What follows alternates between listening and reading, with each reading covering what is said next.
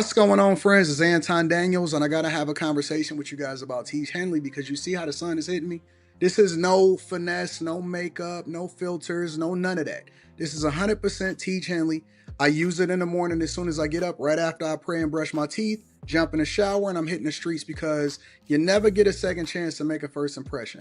So even though they're giving you 40% off your first order, 20% off for life, even though you may get a free gift, forget all that, right? Because we would do this even if it was full price because it's worth that much. I'm in the streets, I'm kicking it with people when I see Dusties everywhere. You don't want to be them. You want to separate yourself. And the way that you separate yourself is self-care. Ladies get it for the fellas. Fellas don't wait for the ladies to get it for you. I'm about to hit the streets right now and I'm feeling confident. I'm feeling great. I mean, I already got confidence, but to have that extra boost of confidence, knowing that you've taken care of yourself and you set yourself apart from all of the rest of the sheep that's walking around making bad decisions on a daily basis. And it's reflected in their actions. It's reflected in the products that they use. It's reflected in the people that they follow. And so if you're trying to level up, if you're trying to make sure that you look good, they're going to send you the pack. They're going to give you all of the instructions on how you're supposed to use it. Then make sure you get your Teach Henley. Again, 40% off your first order, 20% off for life. Get your free gift. Make sure you tap in with your boy Anton Daniels because Unc is never going to lead you wrong. I would never have you use a product that I don't use myself. Again, they've been rocking with me for a long time. Make sure you get your Teach Henley. I love you. I appreciate you. I'm going to holler at you guys later.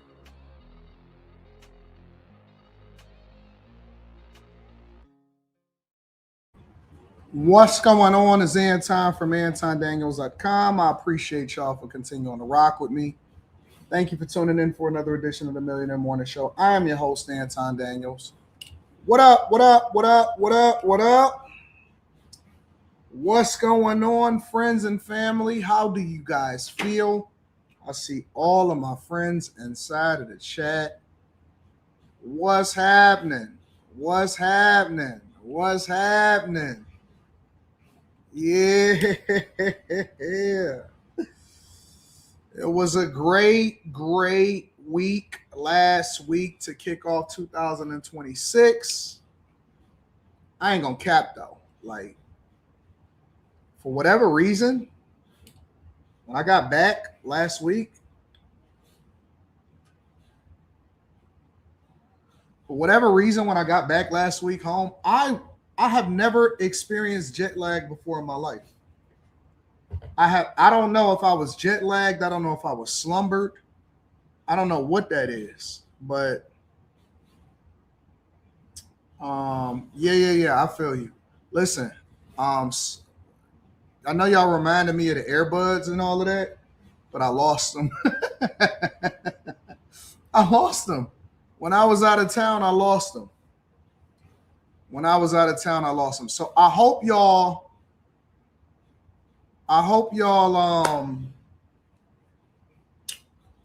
can hear me well.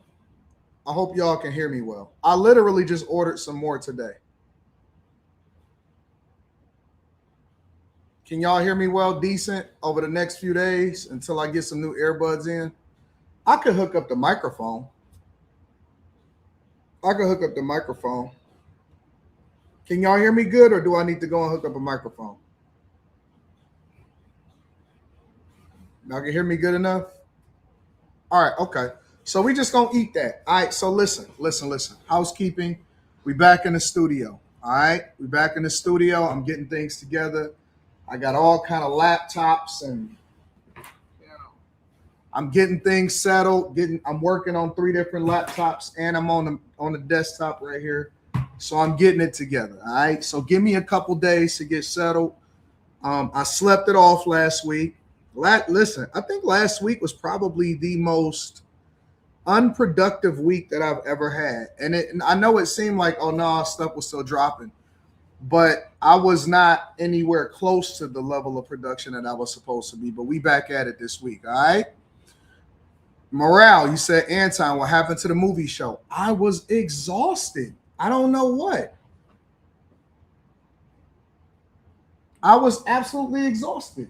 I was. Said I need to go back to headphones with the cord. I got that too. I was exhausted. I was absolutely beat. And Miss Sanchez was sick.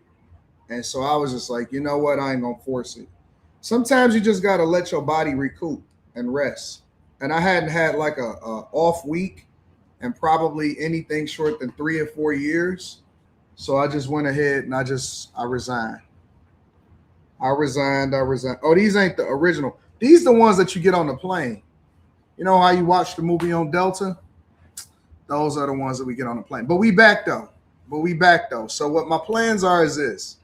All right, my plans are this. Over the next couple of days, I want to get back into the studio and get stuff set up to where I can go back in there and I can do the Millionaire Morning Show in there. And then also I want to drop a video in the Patreon today or tomorrow, and then I want to live stream in the Patreon on Wednesday. All right. Also, this week I am dropping the pre-sales for the hats. I got some new joints, some new colors. So if you're not a bag chaser, if you're not a Patreon member, you're not gonna have access. I'm gonna just tell you that right now. Like, I'm not dropping it for the general public first. I'm dropping it for the chasers. So chasers is gonna get all of the exclusive colors, all of the exclusive hats. And I think I'm gonna throw a discount up there for y'all. So if you're a chaser, you're gonna get the discount. All right. You're gonna get the discount. So we back. We back in the studio, we cooking. Additionally, all right, let me give y'all a little bit more insight, housekeeping wise. Additionally, I'm going back on the road.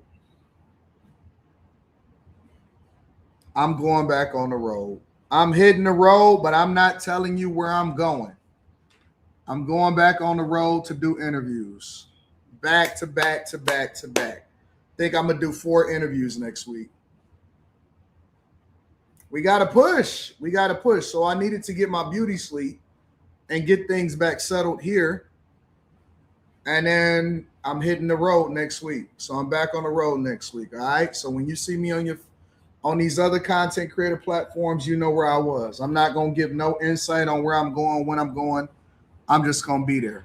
If y'all are a part of the Patreon, make sure y'all tap into the Discord. The link to the Discord is in the description of any of the most recent videos. All right. We back. All right. I'm happy to be back in the studio. I almost live streamed from the crib. I said, I got to get up out of here. I can't keep working from home. No productive man can work from home for an extended period of time without at some point breaking down and saying, oh, man, you got to get out. You got to get in the studio. Listen, if you ever feeling like, man, I'm feeling lethargic, I got to figure it out, get in the shower, brush your teeth, wash your clothes, get your house together, make sure you clean. I was out in West Bloomfield all this weekend, to be honest with you, too. So I'm out in West Bloomfield. I'm chilling with the family. I got houses being built. I'm going to have to get y'all the update on that too. So that's coming to the Patreon. So yeah, man, it's a lot going on. It's a lot happening. It's a lot happening. AD, are you checking out the Cartier store in Troy? For what? They used to already be there. All they did was bring it back. All they did was revamp it and bring it back. It's not new. Cartier store was always at Somerset. Cartier was always at Somerset. It was never gone. All they did was take it down and redo it. Y'all rocking with me? Next phase says, keep doing your thing. Anton, we stand with you. And behind you, keep going. Be great. All right, here's another thing. You said, when is the next Stock Club coming? Wednesday. Stock Club is Wednesday. So you're going to get all of the updates. I'm updating the Patreon on everything today. I'm dropping a video on the Patreon between today and tomorrow. I'm giving y'all the dates for the exclusives for the hats, and Stock Club is going to be Wednesday. All right. Stock Club is going to be Wednesday. Can I make an admission before we get started with the show? I am on a whole nother thing right now. I'm on a whole nother thing. Cause like I went to the game on Saturday. And I don't even want to go to the game tonight. So I never go to the games back to back. So they got a game tonight. And I'm like, so I dish my tickets out to somebody else. And I know it's a game Friday, But then I was talking to one of my friends, a good friend of mine, and he's pretty resourceful also. And I didn't know him since high school. I was talking to a good friend of mine, and I was like, I'm just not really on stuff no more. I'm not really on stuff no more right now. And I don't know if it's just like what I'm feeling at the moment, but like I had, I got somebody in Houston at the Ball Main store, and they sent me the lookbook, and it was a bunch of dope stuff, but I just wasn't interested in buying anything. You know what I'm saying? Meanwhile, I had went by the other day and I was checking on some real estate that I was working on that I recently broke ground on. So again, I'm gonna bring all of y'all up to date on that in the Patreon. And they was working, right? They working and they broke ground, and this is the new place. So I'm gonna give y'all an update in the Patreon, and I'm gonna show y'all everything that's going on. But the only thing that I care about is building businesses in real estate right now. That's the only thing I care about is building businesses in real estate. I don't care about nothing else. Is that like am I off on that? Like I don't care about I don't care about no cars. I don't care about no watches. I don't care about like I got my stuff. I got my cars and my watches and stuff, but I'm just not on that. I don't care about doing anything in particular. The only thing I care about at this moment, and maybe it'll change in the summertime or something, I just love working, man. I don't even care about the stuff. I got the new Lamb that's coming this summer. Y'all know I had ordered the Temerario, and I was thinking to myself, do I even want that car? I'll probably get it just because, it'll be the first Lamborghini that I actually bought brand new. But I'm just not on that, right? All I care about is buying more property, building more property, building more houses. I want to get to the point to where I got a plan in 2027. I'm breaking ground on building my first commercial property with no loans. And I'm not on none of this. Is that crazy? I'm just not on none of that. The same stuff that most of the community is on and stuff like that, I just don't care. It's like I done did all of that already. I done did it. I done had it. I done did everything that I didn't want it to do pretty much in life. And so I'm more interested in designing and seeing how I can more effectively build more houses and the houses. And here's the key. It's not even about the houses like on some money type time. You know what I'm saying? I'm not even on no like, oh man, I want to build houses to make money. Because it's almost like the money is going to come with it. I'm on some, I want to build more houses because I just love architecture. You know what I'm saying? I want to see how I can transform a neighborhood or build a new cul-de-sac, or, I'm really interested in building a uniquely designed apartment building that somebody has never seen before. I want to do something. I want to do things that people have never done. You know how we used to, like, one of my things that I've always been into is like, I was looking at Albert Kahn's, right? So I studied Albert Kahn and his design philosophy and stuff like that. And I like to look at the old mansions and things like that. And it's like those people are etched in history. Those people, you remember their name. Nobody cares about how many apartment buildings you build. Everybody cares about the impact that you had on new designs and language and evolution, and how people then chose to live differently based off of how the culture is going, or, new innovative styles or stuff that's going to last forever. Like I care about that. You know what I'm saying? I care about, like, even when I do my houses, when I build my houses now, I don't build them and just hurry up and cookie cutter them. No, we got to have the crown molding, and you think about the flow of the house and how it comes in, and building certain cubbies and all of that stuff. And it's like I'm on a different wavelength to where stuff can't satisfy me anymore. Like you get to the point to where it's not about how many watches you can buy. When you buy a watch, it's because you truly appreciate that timepiece and its significance and how they designed it and the Swiss movement and all of that, right? You get a house, or you build a house in a certain space because you want to change the trajectory of that community. right? I want to live where I want to live, not necessarily just because it's the most expensive community. You start to think about impact and changing people's lives and how you can start to, transform culture and society. And the things that you say is not about, how popular you can be, but the time that you go viral. Let me say this too. When you go viral or when you got a video that pop off or something like that, it's going to be the time when you least expect it. It's not going to be because you tried to. It's going to be because that's just naturally what happened. And this is how things transform. When I see people that do the breakdown of the me and Corey Holcomb video, right? And I watched, a couple people. It's only so many videos that you can watch in a day, right? So now I only watch the ones that's significant, right? And this is one of the things that a lot of people miss because everybody say what they would do and what they wouldn't do and who they are and where they're from. When you're in the moment, you're not thinking. I mean, you think, but you don't think. Everything is secondhand. Everything is second nature.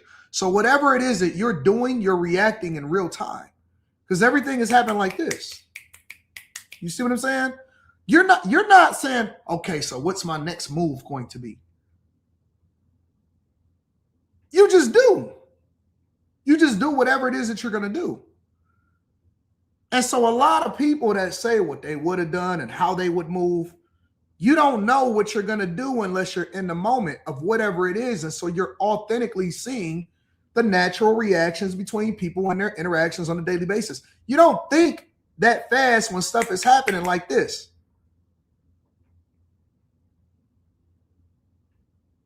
And what I've realized as I continue to get older is that when you can slow things down, somebody just said it in the chat, when you can slow things down, like in your mind, you have a lot more control. And that's what we have to start purposing ourselves on. Like we have to start thinking our way through things. We are smarter than everything that we've been taught before, but we've only been taught to react. We haven't been taught to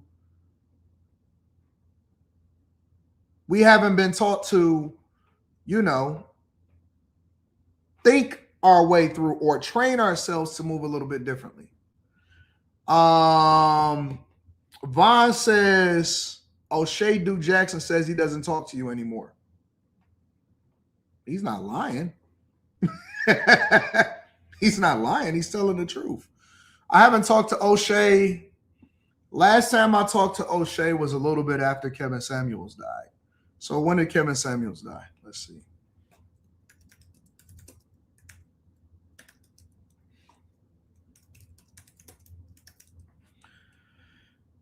I haven't talked to O'Shea in close to 4 years, which is cool because, people evolve. People live their own life. He got his own life. I got my own life.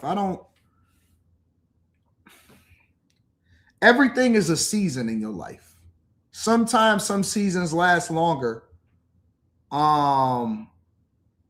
Sometimes some seasons last longer than others, but everything is not meant to be forever. You know what I'm saying? I'm going in this way. He going in that way. I hope he's super successful. God bless him. You know what I'm saying? So I don't criticize it. I don't get into none of that. I just be chilling. I be chilling. You said, I thought he was lame for him to say that in a reaction video. Listen, man. Listen, bro. Listen. Y'all got to stop taking stuff so serious. You have to stop taking stuff so serious. It's not that deep. It's not that deep. It's content. I don't take things that people say on the internet personal. I don't. I look at the glass half full mentality or perspective on everything. It's always a glass half full perspective. Some people will say, or Anton, do you like the fact that he's talking about you? Or maybe he said something negative about you. No, I think it's good promotion. It's phenomenal promotion. It is absolutely transparent, phenomenal promotion. It's not a, it's, I don't look at anything negative. I look at the bright side of things. Absolutely. I look at the bright side of things. Oh man, I've been loving this. That's not even a real picture. It's a whole man in there. That's not even a real picture. that's a whole man. That's a fake picture. So, anyways, listen, this is what I want to say, and then we're gonna go ahead and get into the show. I appreciate all of the reactors. I appreciate everybody that mentioned me, good, bad, and different. I appreciate everybody that continue to push me into the algorithm. And I appreciate probably close to a new 75,000 subscribers across multiple different platforms. All right. Y'all ready to get into some real stuff? Y'all ready to move on? All kind of motion. Twitter is popping. Instagram popping. More YouTube subscribers. And we got a lot of motion. So I'm not complaining. I appreciate it. And I appreciate people that continue to push me into the algorithm. It's a blessing. It's a blessing. Y'all do what y'all do. Y'all do what y'all do. I'm not complaining at all. All right, y'all. Y'all ready to get on with the show? Easy E was right. All publicity is good publicity if you're going to leverage it the right way. All right? Anyways, God bless. God bless. Y'all ready to get on? All right, let's get it. Let me see what's happening in the news today. I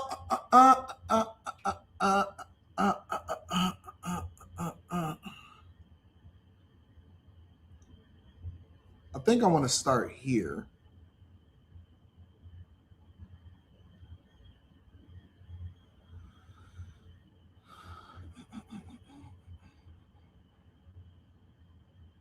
What's up, Mika?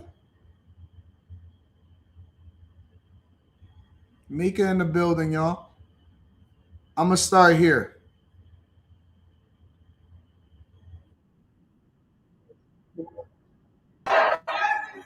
Renee! Shame on you! Shame on you! Shame on you! This is the house of God. Why are you out at Whipple protesting? Why are you not standing up to the Latino and Somali community? House of the devil.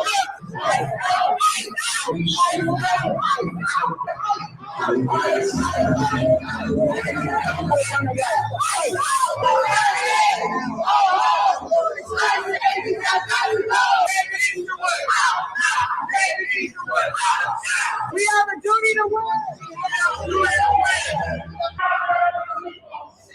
Justice for our immigrant neighbors. Justice for our immigrant neighbors. Justice for Renee Good. Renee Good. Renee Good. Renee Good. Renee Good. Don't shoot. Don't shoot. Don't shoot. Don't shoot. Don't shoot. Don't shoot. Don't shoot. Don't shoot. Ice out. Ice out. Ice out. Ice out. In the name of Jesus. Ice out. Ice out. Ice out. Ice out. Ice out. Ice Ice out. out. In the name of Ice Jesus. out. Ice out. Ice out. Ice out. Ice out. Ice out. Ice out. In the name of Ice Jesus. out. So, what's happening here, ladies and gentlemen, is these are a bunch of protesters that stormed into a church based off of information that was being spread on TikTok about a pastor or a church member that was an official that actually worked for Immigration, Customs, and Enforcement, for ICE.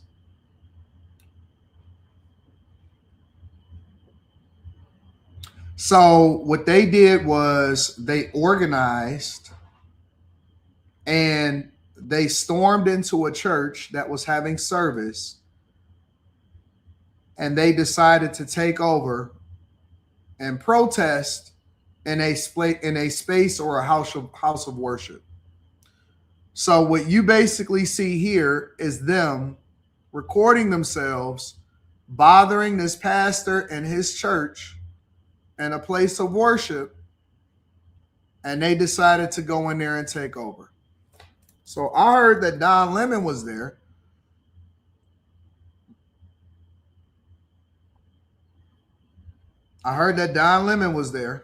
And that he was taking over this place of worship also. Hello?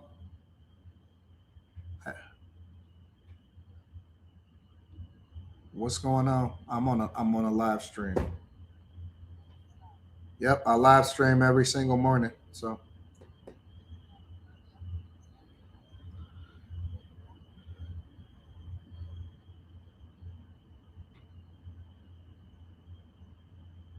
no, I'm really busy. All right, bye.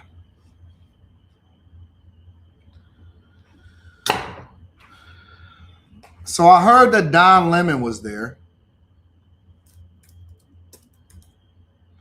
You know, he decided to hit the streets in Minneapolis.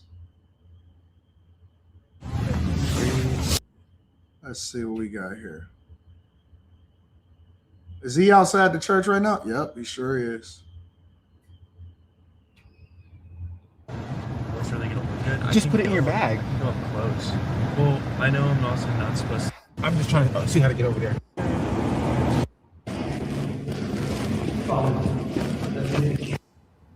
Pastor's a member of ICE, and so here we go. You took out the lead pastor. Yeah. Let me show you. Okay. And so the pastor is over there.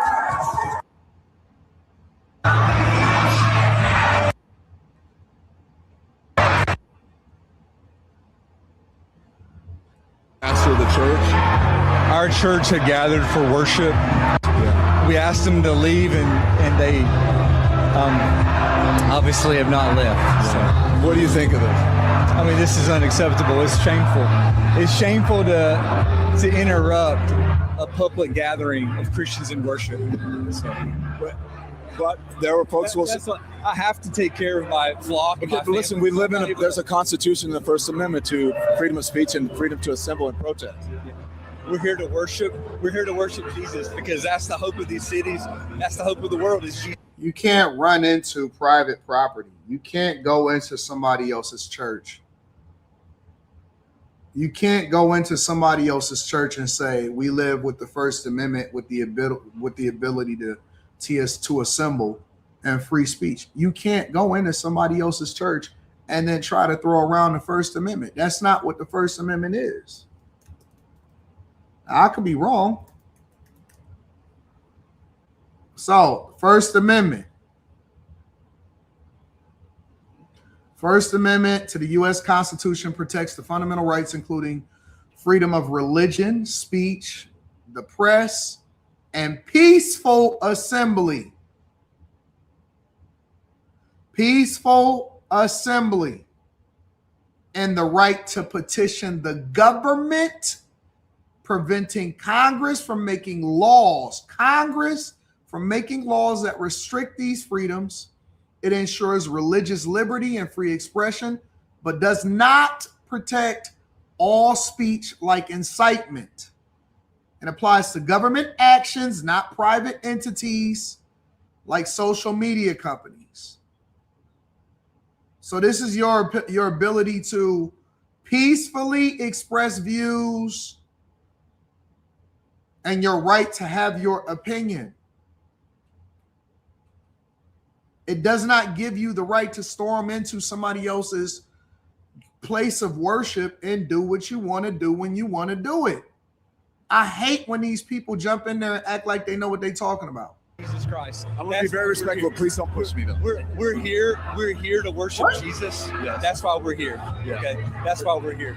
That's what we're about. Don't you think Jesus would be understanding we're about and love these folks? We're about spreading the love of Jesus. But did you try to talk to them as a no Christian? one is willing to talk. Okay. I have to take care of my church and my family, so I asked that you actually would also leave this building. You don't want us to unless you're here to chronicle worship. Unless you're here to worship. I'm always worship. I'm a Christian. We're here to worship. Yeah. We're here to worship. Did he say he a Christian? Did he say that he's a Christian? This is why people don't take what we do serious. This is why people don't take what we do serious. It's because they sit here and they pervert the faith and try to make it seem like they do what we do, and they don't. They don't. They're so disrespectful. They're so disrespectful. And guess what they would never do? They would never storm a place where they are practicing the Muslim faith.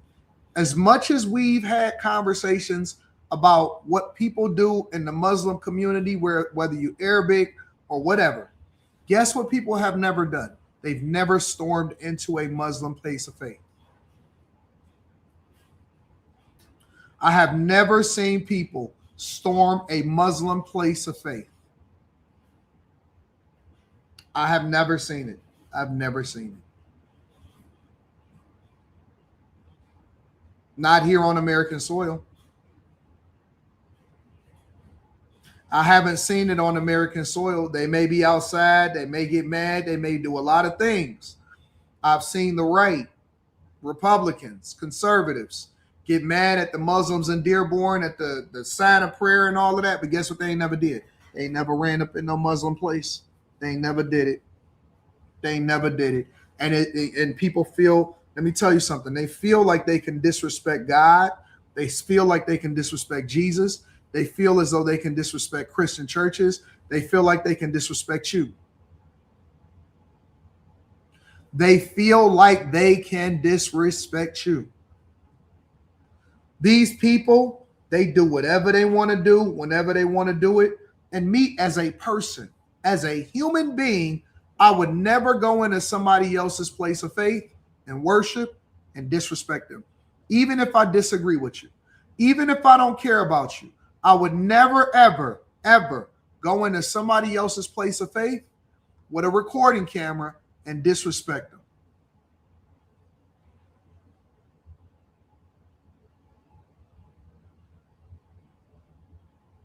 And you know why they feel like they can do it?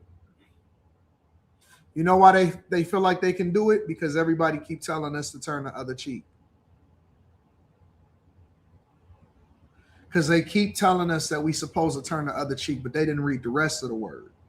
And that's why even people like, oh, Anton, you a Christian. You say you a Christian. You shouldn't do this. Nah, I'm a different type of Christian. I'm not the traditional one that you used to. I'm the one that'll tell you, get the fuck out of my face while I slap the shit out of you. Listen, if you walk up in my place of worship, in my place of faith, I think that it should be some furniture moving up in that joint. Because see, now this is not peaceful protesting. If you walk up in my place of worship, I think it should be some furniture moving in there. Honestly, people have to start defending themselves. People have to start defending themselves. They can't keep letting these sassy people walk up in your place of faith and doing what they want to do. It got to be some consequences and some furniture moving. You said praying for you, Anton. I appreciate it, but y'all need to pray for these demons. Y'all need to be starting to cast out these demons. Honest to God. Listen, man, they feel like they can do whatever they want to do when they want to do it. At some point, y'all gonna have to stand up and say, that's enough. That's enough. All right, let me ask y'all a question. A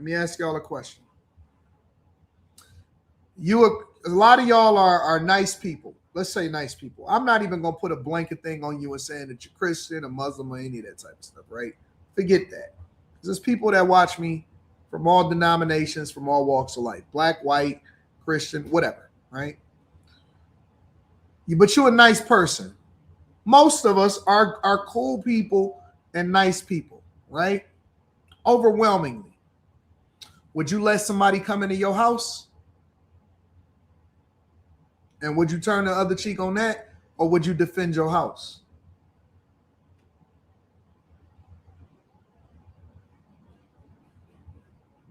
Would you let somebody come up into your house and do what they want to do?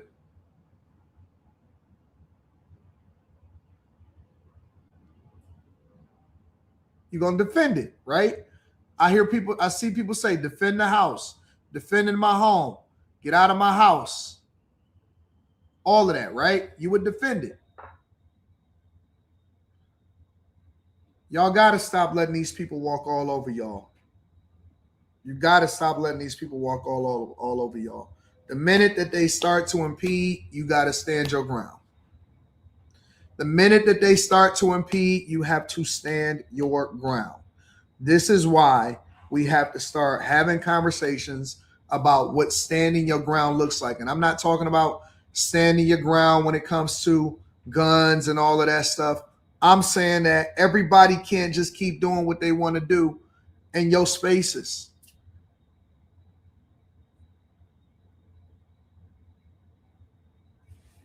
This is crazy, bro. This is crazy. Okay, thank you very much. I appreciate it. So that's one of the pastors of the church, and it's kind of loud, so I can't hear him. But they're still there, and then, pardon me, sir. Sorry. Do you mind if we talk to you? What do you think of this? I thought you said no.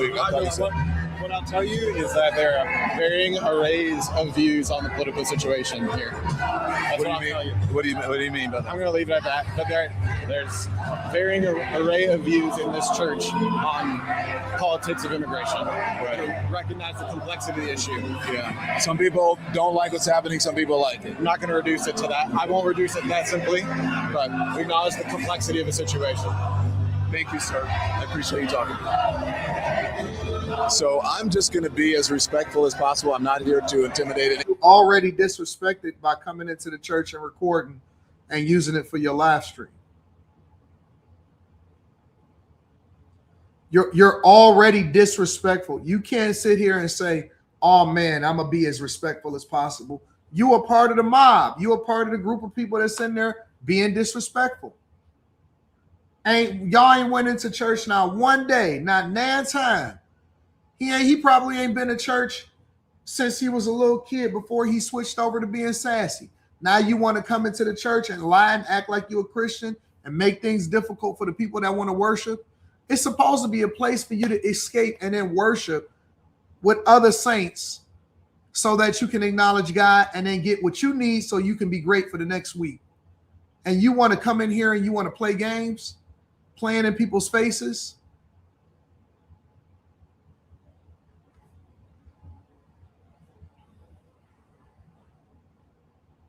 It's crazy, bro. It's crazy.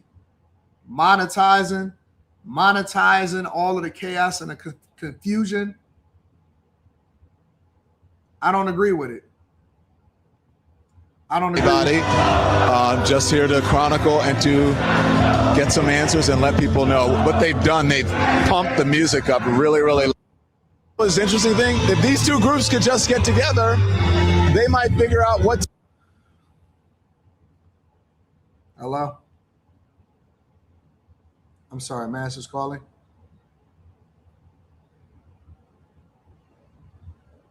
Oh, hey, how you doing?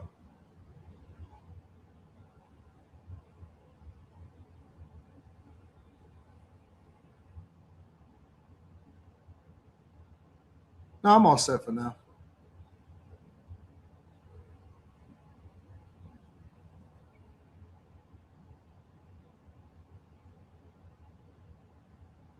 Okay, cool. Thank you.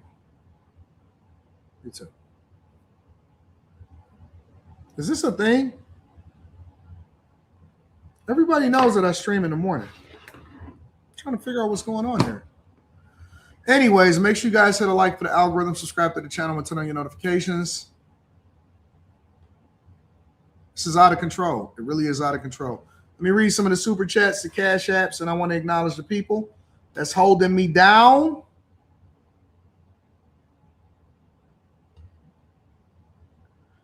Shout out to Mike That Dude. Shout out to Mike That Dude. I appreciate you. Thank you, Mike That Dude.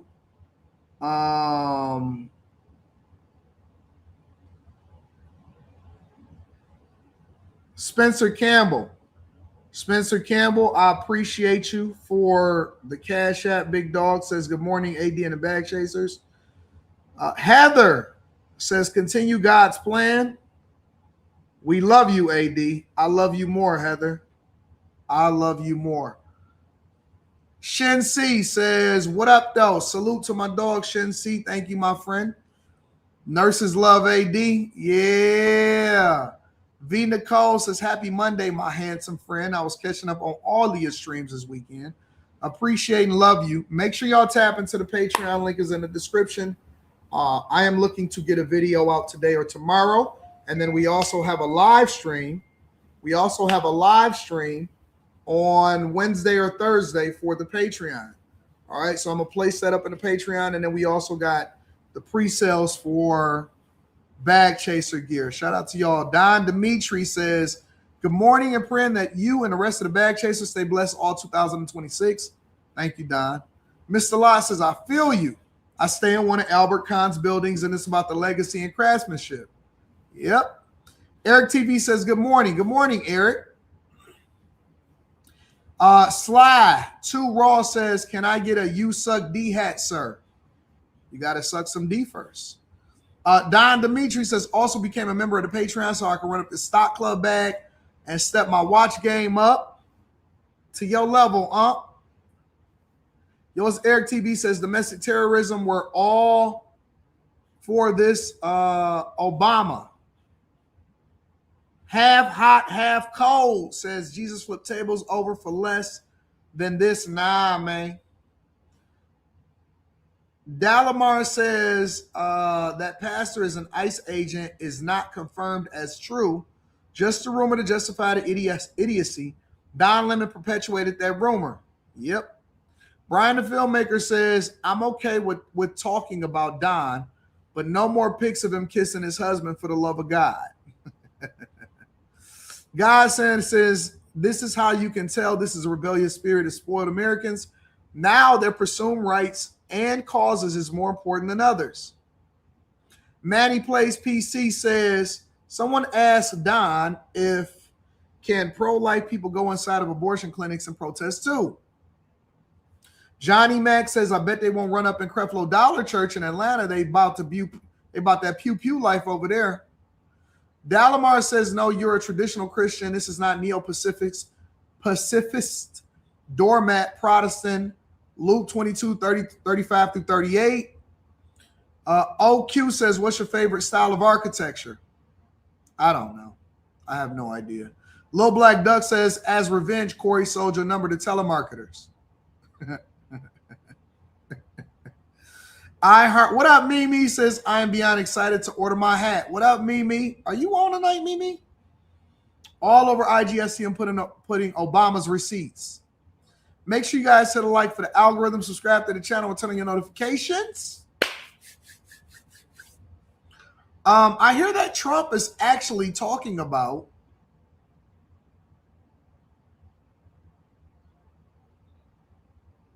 he has 1,500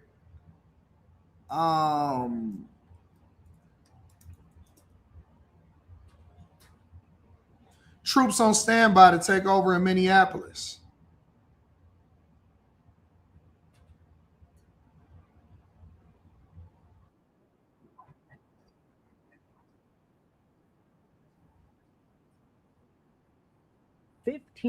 Troops for potential deployment over to Minnesota amid the protests and unrest following this month's shooting death of Renee Good by an ICE officer there in Minneapolis.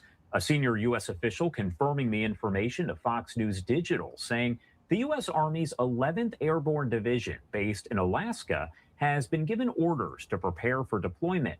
That division, by the way, specializes in cold weather and mountain warfare. The Washington Post first to report all of this. President Trump threatened just days ago to invoke the Insurrection Act, allowing for the deployment of U.S. military forces to Minnesota if state officials do not crack down on the anti-ICE agitators. There is a lot to discuss, as always, on this topic, so y'all know all of this is planned, right? All of this agitation, all of this is absolutely planned. All of it. All of it is absolutely planned. Most of the people that y'all see outside doing all of this nonsense, they not even anybody other than older, middle-aged white people. A lot of them. When you see the black people that join in, those are the I want to be down black people. I want to be like y'all. I want to hang out. I'm not really feeling like I'm getting any kind of motion in my own life, and so I want to be a part of a crew. Most people just want to be down. Most people want to be a part of a crew. That's it. Everybody wants to belong. Most people are not able to stand on their own. I get there in a minute. Don't worry about it. We'll talk about it. I do want to bring in a friend of the show right here. We do have Jeff Weninger, retired LAPD lieutenant, law enforcement expert, founder, and CEO of Law Enforcement Consultants. Now, he's also the author of On Thin Ice, an LAPD veteran's journey to reimagine policing. Thank you so much for taking the time, Jeff, to be here with us today.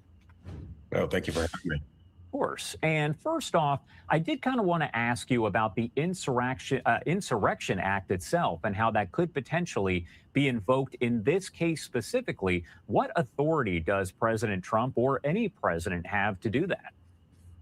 Well, I think before we begin to speak about the Insurrection Act, it's important that we understand what the premise in the United States generally is under normal circumstances.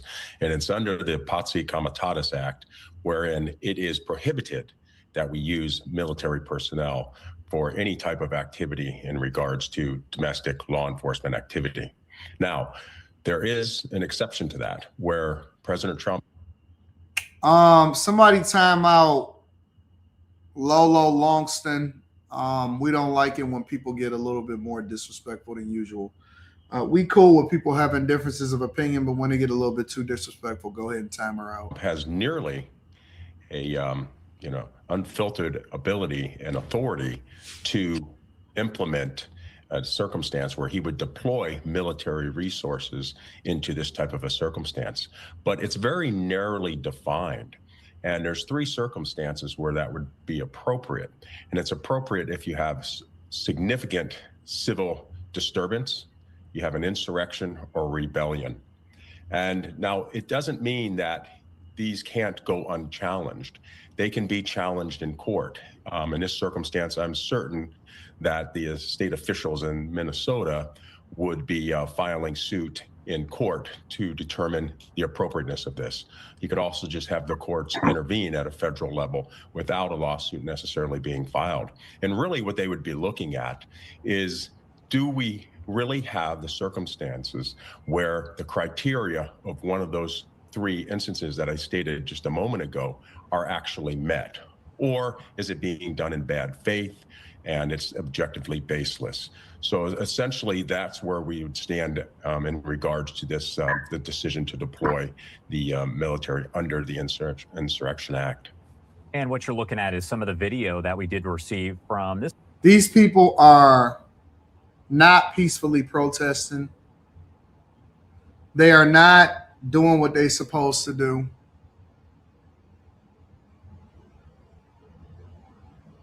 They are destroying the city. Most of these people are not even from Minneapolis, Minnesota.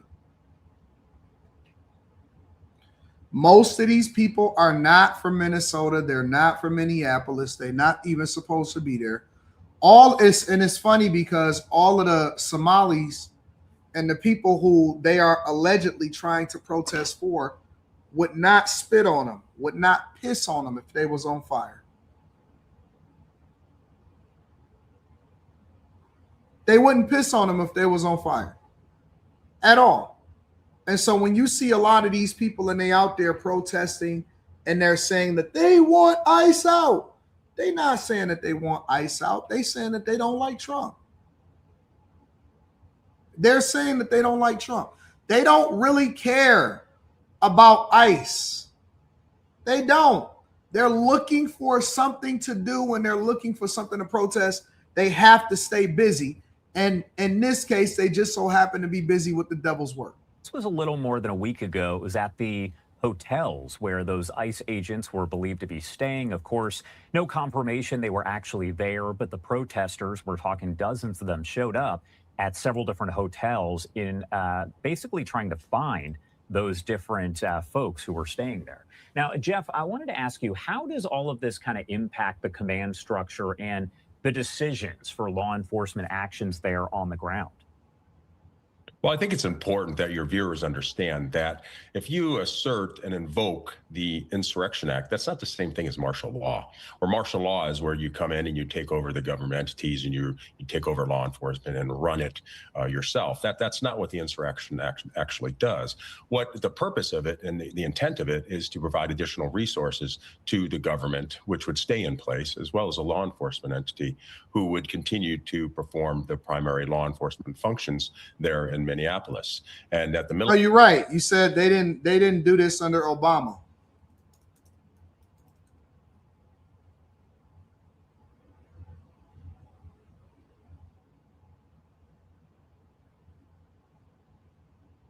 All right, stand with me now. Caitlin McGee-White, Fox News contributor, Steamboat Institute fellow, and Megan Hayes, former Biden director of message planning. I just want to roll off of what we heard Diana Presley say there. This is unconstitutional. It's unlawful.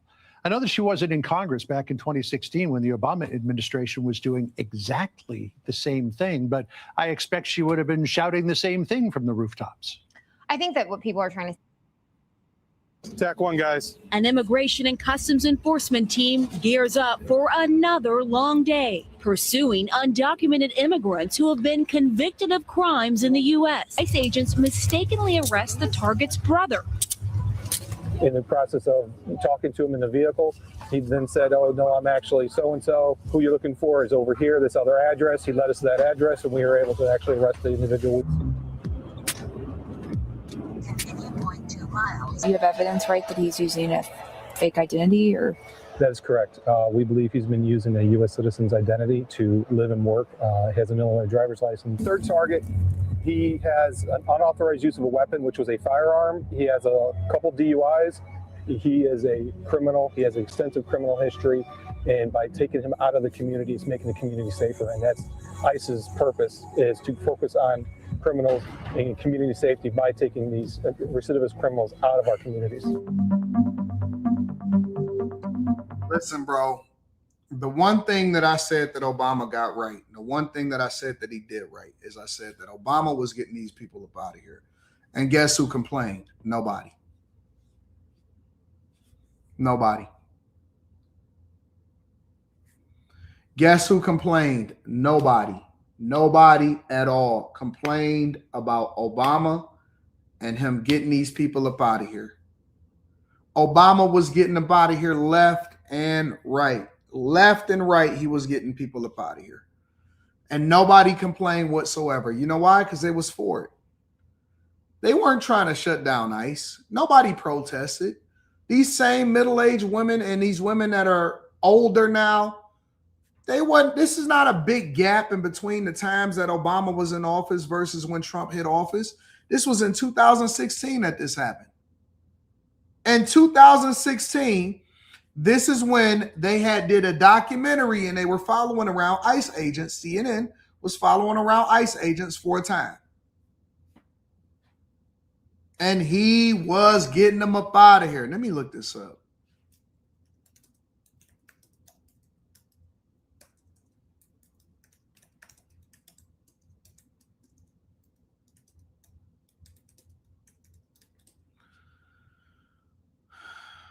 They said Obama got rid of over 3 million people in his 8 years in office. 3 million.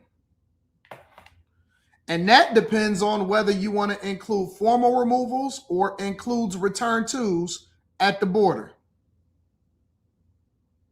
They said Obama deported more than any president in U.S. history. Obama deported more people than any president in U.S. history. He was called the deporter-in-chief due to these high numbers, and immigrant right groups often referred to Barack Obama as the deporter-in-chief. The 2.7 to 3 million figure, which was probably more than that, for Obama's 2 terms compared to roughly 2 million for the 8 years of George W. Bush administration and just under 932,000 for the first term of Trump. So, when we finally actually get some real stats, because Trump in his first term only deported less than 1 million people. Most of the people now, and this is why it's important for us to do our research. This is important. This is why it's important for us to go and look up stuff. You don't have to know it right off the bat. You don't have to already have the stats off the top of your head. All you have to do is know how to go and pull up the information.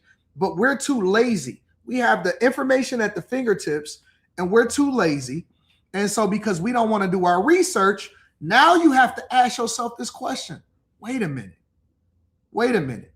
If Trump in his first term deported just under 1 million people, 932,000 people in his first term, and Obama deported around 3 million according to what they can catch.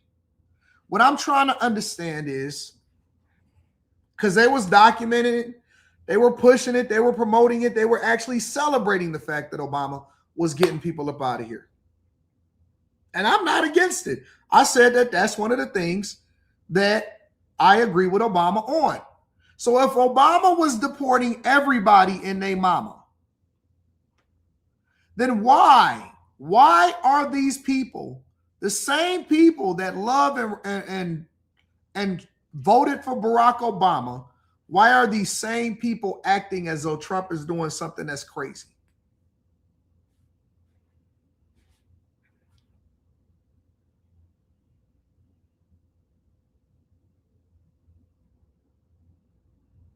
I want to ask the question. Why isn't it the same? Why isn't it the same? Why isn't the same energy?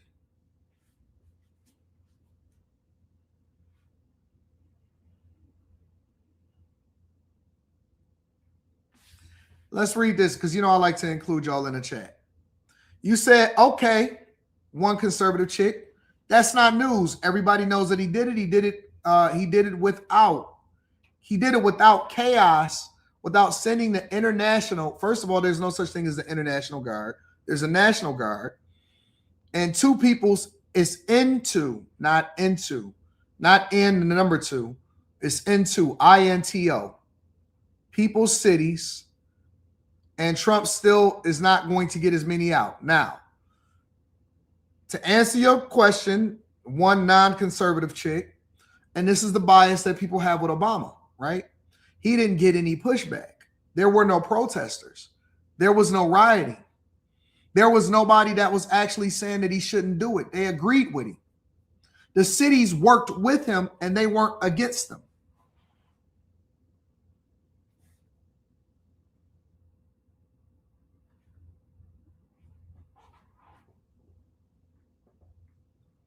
Trump has gotten more pushback than any other president, yet he hasn't even done anything close to what the other presidents that they supported did.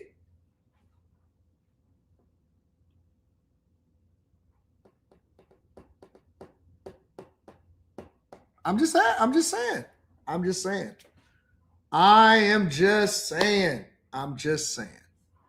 So now when you hear that, well, Trump is readying troops to go into Minneapolis, it's the same reason why you see over in Florida that Ron DeSantis says, listen, we're not dealing with this BS. You know what's really happening in Minneapolis? The police has been nerfed.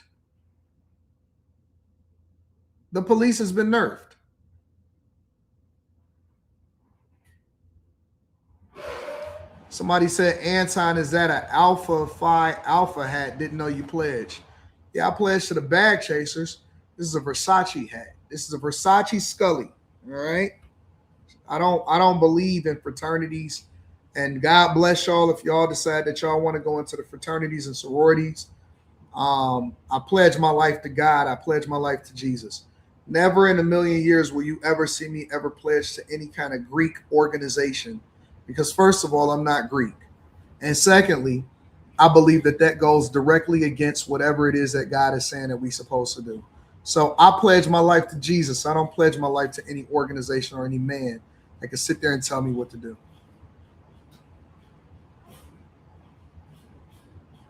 That's just me personally. That's me personally.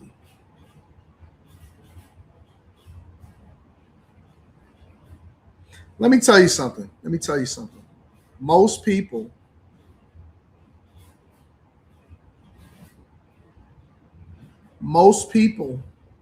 and the reason why you see so many protesters and things like that,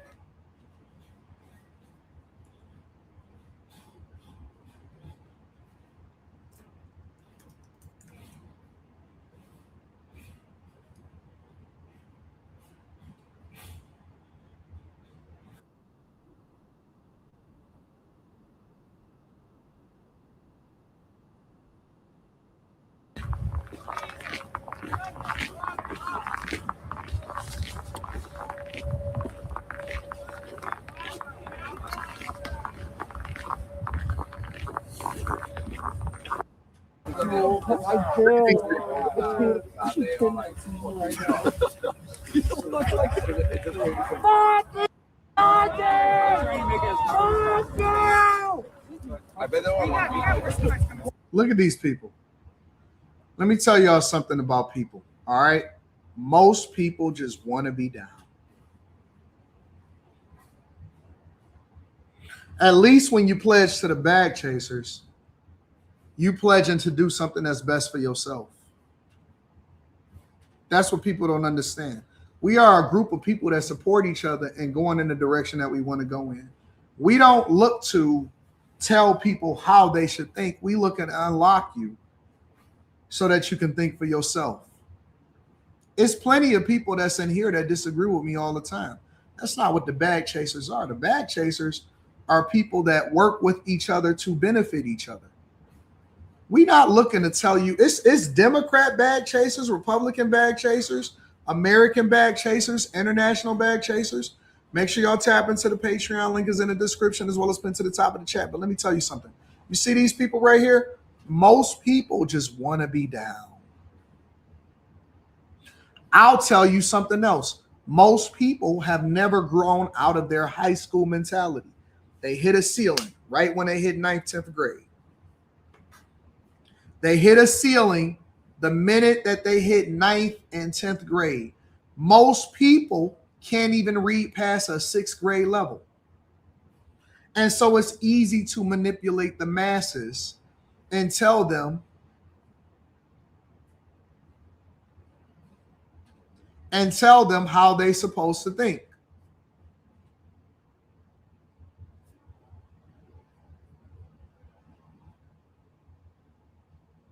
Most people are fiercely loyal to the wrong thing because they've been marketed to effectively. They've been marketed to effectively. They've been taught how to think and what they are supposed to think. One day you're going to get to an age and you're going to get old. And if you're wise or halfway smart, you're going to come to this conclusion. You're going to come to this conclusion. You're going to wake up one day and you're going to say, what did I waste my life on? I could have been so much more productive. I could have been so much greater. I could have really thought for myself. I could have made my own decisions. I could have done something that was meaningful to this world and to society. And most people waste their lives, waste their energy on things that is not beneficial to them. Most of these people are followers. They wannabes. Most of the people want to be down. And the minute that you get bored, you start looking for inspiration And now that we got the social media aspect of it, all they got to do is find a tribe that is the most. Go watch Higher Learning, bro. Go watch Higher Learning. The transition from Remy into being the person that wound up shooting all of the students at the end of the movie is exactly what you see happening here. These people don't have no spine of their own. They're not courageous. They got a battery in their back. They feel comfortable. You know why people attack people in groups? Because they would never do it individually.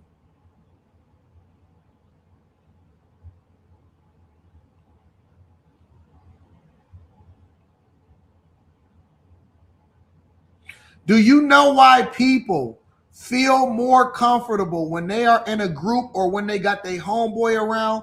Is because they can't stand for themselves. I don't look at these people that say that they are this or they that, or they participate in groupthink, or they are part of the crew. I don't look at that.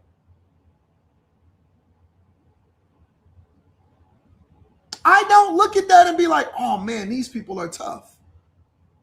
I look at a bunch of really scared people, scared to think for themselves, scared to say what they really believe, scared to really do the thing that they know that they're supposed to do. And so they try to blend in with the crowd. And that's why they say, oh my God, wait, y'all, let's all gather right here. Yeah, that's what they told him. He said, do it, Remy, as they were walking past with their stuff. And I think that the worst part about this thing is that you the crash dummy. You know what? I was saying this the other day, and I was saying, yo, big homies don't tell the little homies to go crash out for them. They put in their own work if that's what they want to do. I said that the other day. You know what I would never do? You know what people say to me? Anton, man, let's get at him. You know what I say? Hey, y'all, chill out. We ain't even on that. My bros call me, hey, man, chill out. We not even on that. That's not the type of time that we on. People call me, Anton, how can I add value into your life? By adding value into your own life, because I'd rather, interact with you once you got your own stuff together so that we can work together. You don't put your homies in traffic and tell them to crash out. You don't send people. You know what Democrats are doing right now? They telling all of their constituents and they telling the people, hey, man, go out there and do this and do that. You think that they give a fuck about that Renee Nicole Good chick? Give a fuck about her? What you know what they seen George Floyd as? A monetization opportunity.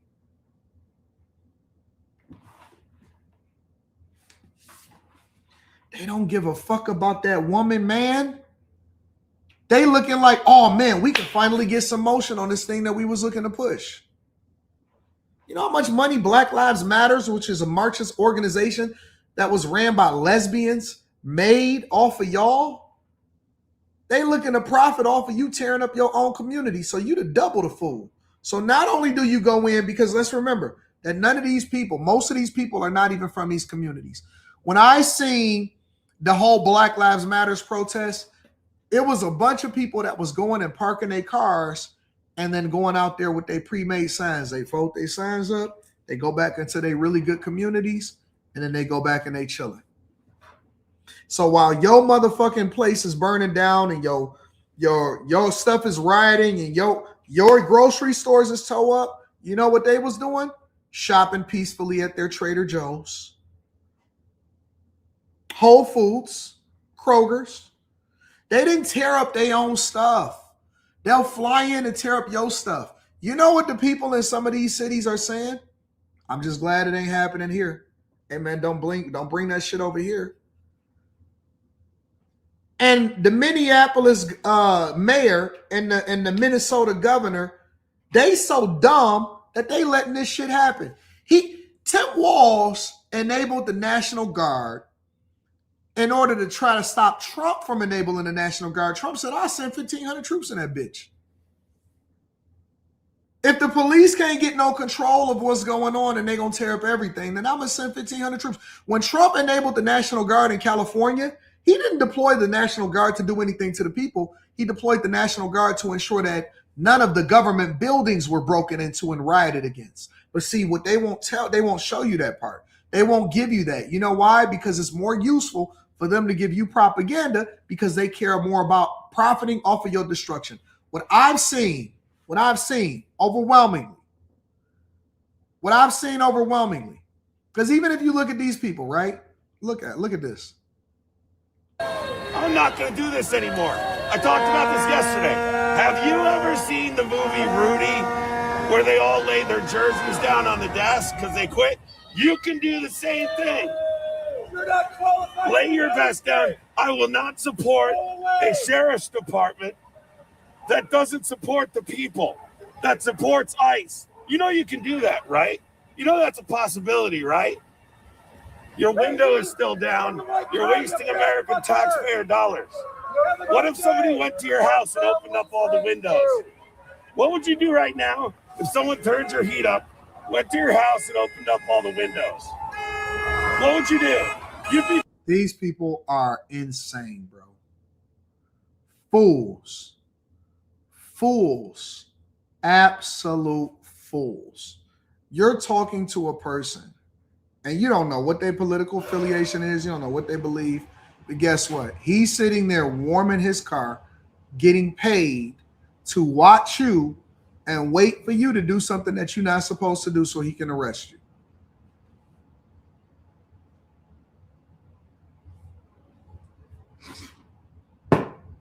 I'm so disappointed in us. I'm so disappointed in the fact that after all of these years, we are in 2026. 2026, and we are still doing the same thing that y'all was still doing 30 and 40 and 50 years ago. Y'all mama never sat y'all down. Y'all fathers never sat y'all down and told y'all the stories about protests, Black Panthers, all of that stuff, and how it was dismantled. They never sat there and told y'all, hey, listen, you know what? I was engaged in that when I was younger, but as I got older, I realized that shit was dumb as hell, and it was actually something that was leveraged against us in order for us to really destroy ourselves. They never told you the story of how that happened. They never told you why it was meaningful for them to do that, but then how it was turned against them, and then how you guys look to inspiration and think that you're actually changing the directive of the Trump administration somehow, but all y'all really doing is hurting yourselves and destroying your own neighborhoods, that you're making yourself a target, that we have to think our way through these solutions in order to be successful. They never told y'all how they infiltrated them, and that all of these people that y'all think got a sign up is not actually with you, they're against you.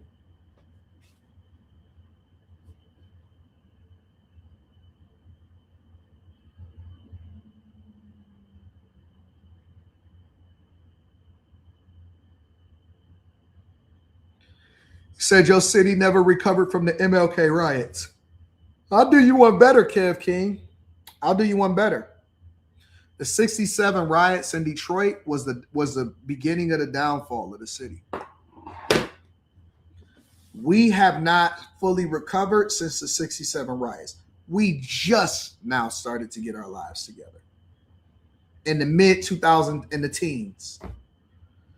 Listen to what I'm saying. The 67 riots was the beginning of the downfall of what was happening here in Detroit.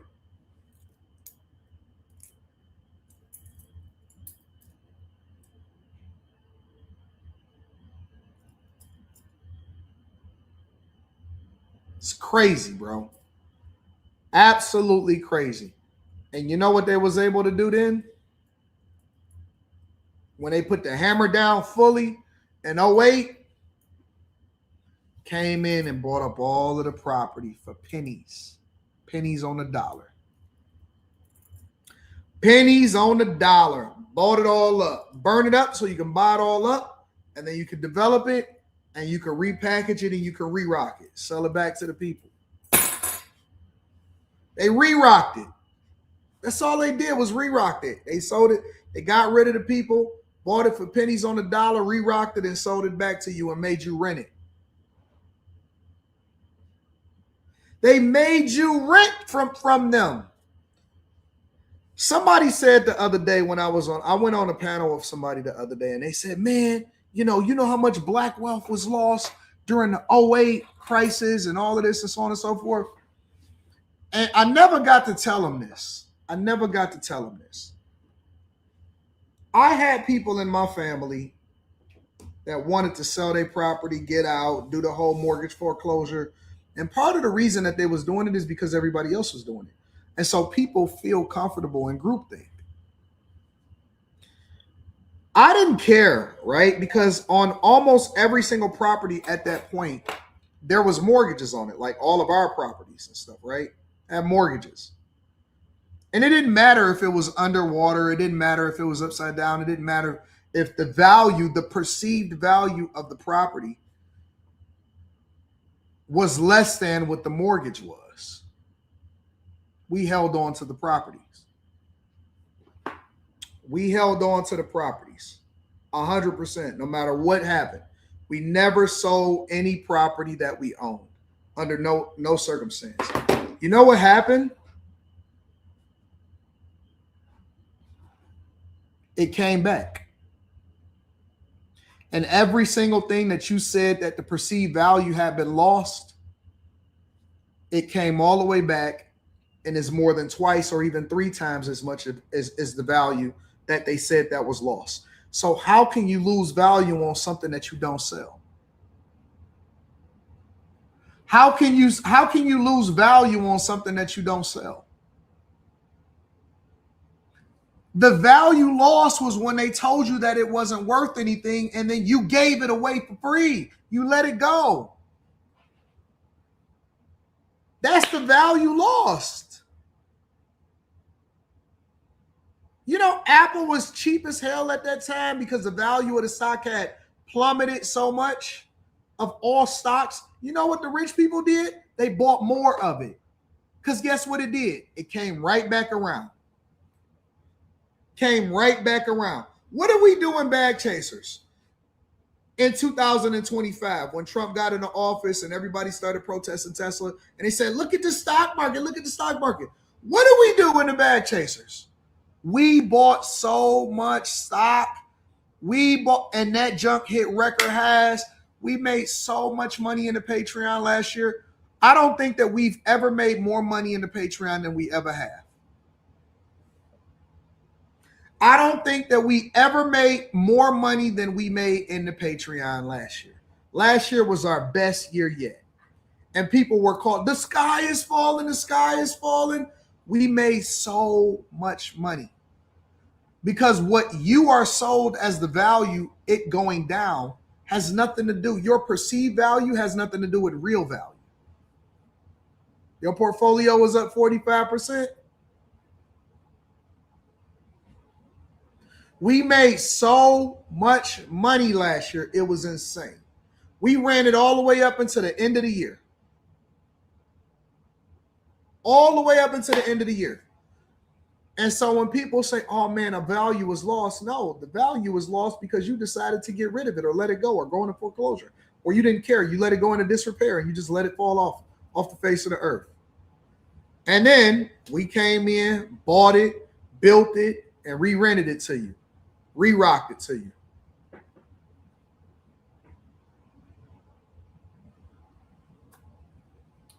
It's unfortunate. It's unfortunate. Make sure you guys hit a like for the algorithm, subscribe to the channel, and turn on your notifications.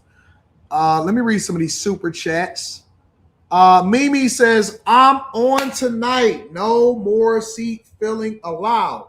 Your favorite-ish talker is back. To all of the trolls in the chat, get ready. What up, Mimi? Sega did it says he's missing a part that the president of the United States of America can deploy the military if the state is not upholding the federal law. Barack Hussein Obama had them in cages. Yeah, they was calling him. They was saying that he was putting kids in cages. AD says Rush King. You know what's funny? They used to make fun of threatening to call ICE on illegal immigrants, mainly in TV shows and movies and popular culture. Funny how that changed, huh? Eric TV says their argument is how you do it. Wesley Turner says ICE was wearing masks and made mistakes then too. Now they need to be demaked. Is that a word? So ICE should be abolished because it's under this administration. He said, but the question mark, he was basically saying that people are hypocrites when it came to Obama versus now. My baby a little spicy today. Here's a hug. You think I'm spicy? I feel like I'm nice. I feel like I'm being really, really nice. I thought I was giving a lot of grace. I'm not Billy Ray Back. Okay, let me give even more grace. I'm sorry. Jay Thomas says, hey, Anton, did you ever review the video about the 6-month-old baby being tear gassed by ICE? I did not. Seeker of Truth says Renee Nicole Good was indirectly unalived by the rhetoric of radical liberals that encouraged her actions. Facts. Claude says Trump has deported nearly 3 million this term. Is good for black economics. That's not true. That's not true.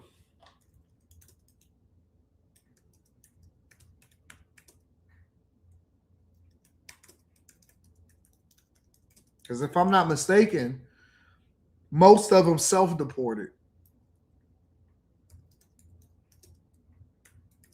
That's not true.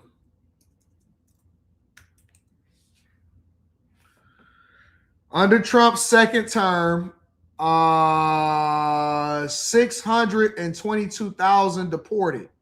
So Trump only removed up to this point 622,000, 1.9 million self-deported. So that's not true.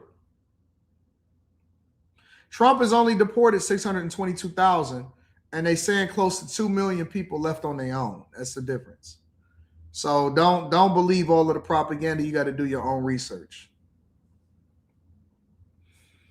As the saying went, speaking on big homies, talk to the little homies. Slow your roll. Shout out to you.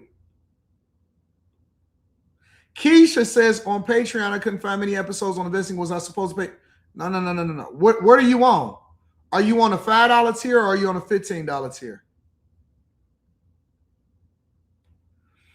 If you're on a $5 tier, the $5 tier only gives you the access to the vlogs. So it's different. You got to read through them. All right. You got to read through exactly what they come with. Shout out to you. Mr. Lott says these kinds of people use protests as mosh pits. You got to go on a $15 tier. The $15 tier enables everything: the stock clubs, content creation, the real estate, the taxes, all of that type of stuff. All right, reading charts, everything.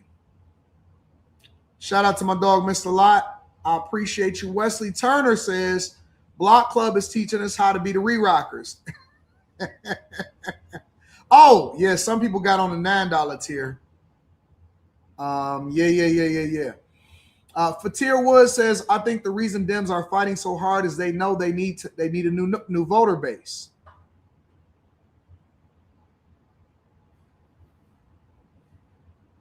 Makes me wonder if Dems starting opening borders after the contested 2020 election was a coincidence or planned. AD is correct, says Bilderberg Boy. 1967 destroyed Newark, New Jersey. Also, now only 10% of the people are homeowners. I am now a part of that 10%. My grandfather came home from the military and bought 5 homes, and they are now mine. Hold on to them. Don't get rid of them. Eric TV says, all I have to say, E.T. deport home. Meets McGee says, so who is sponsoring this new Black Panther Party? Is it the CIA or George Soros? I don't know nothing about a new Black Panther Party at all. Somebody said, did you see Don Lemon breaking into a church? Listen, I just did that. Y'all must have just came into the show. All right, so let me see what's going on. Some walls. I heard that Bernie Sanders did a speech too. Let me see something real quick.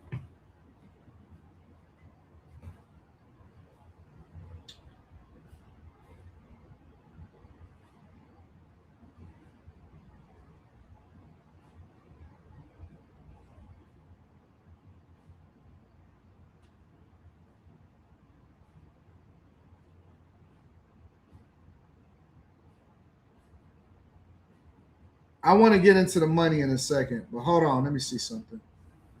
I want to bring some visibility to this real quick.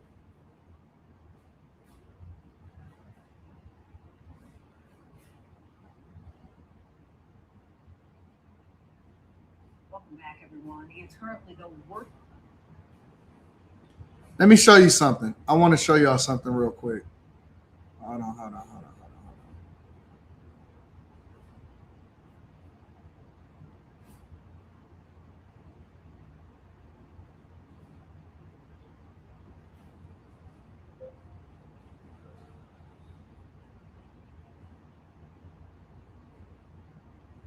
Welcome back, everyone. It's currently the worst humanitarian crisis in the world. Millions of people displaced, tens of thousands killed.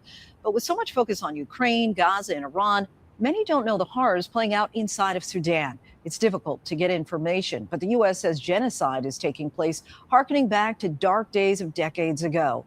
In tonight's Prime Focus, Ian Pannell and our team have spent months hearing from people on the ground and piecing together some of the atrocities playing out. And tonight, as this conflict has now passed 1,000 days of fighting, we listen to the women caught in the crosshairs of a war they did not ask for. Imagine that your entire city of 1 million people completely shut off from the rest of the world. No one is allowed out. No food or water or supplies like medicine are allowed in. And you're dealing with bomb strikes. أنا بفتش في ولدي عشان بلقاه ما لقيته الناس قالوا كله بقول لي يمكن مع الناس الميتين. It's a country tragically familiar with the brutality of man and far from the eyes of the world, harrowing accounts of what the US government now calls a new genocide in Sudan. Civilians once again trapped between two warring sides, a conflict between the... But guess what? Civilians once again trapped between two warring sides, a conflict. Nobody gives a fuck.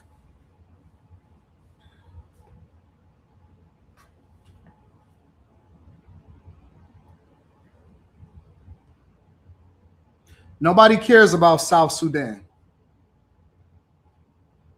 Nobody cares. Russia, Ukraine, Iran, Canada, Mexico, all of these things is happening over the world. Guess who not stopping nobody from doing nothing over in South Sudan?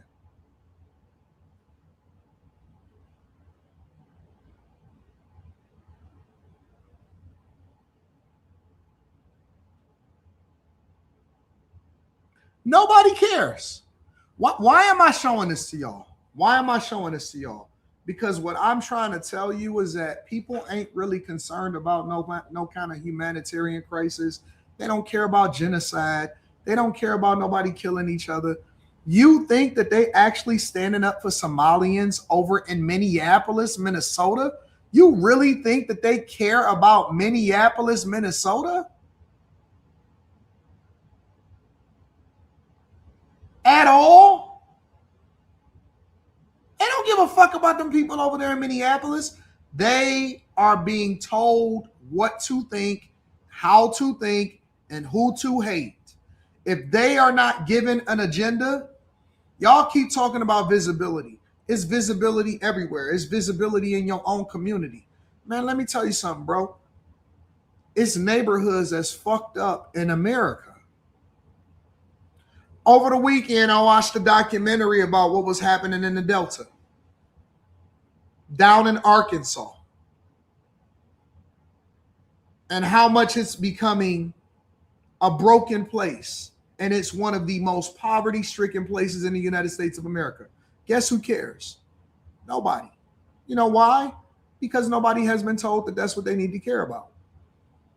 This is not new of what's happening over in Sudan. This is not new about what's happening in the world. This is not new about what's happening anywhere. Everybody are sheep.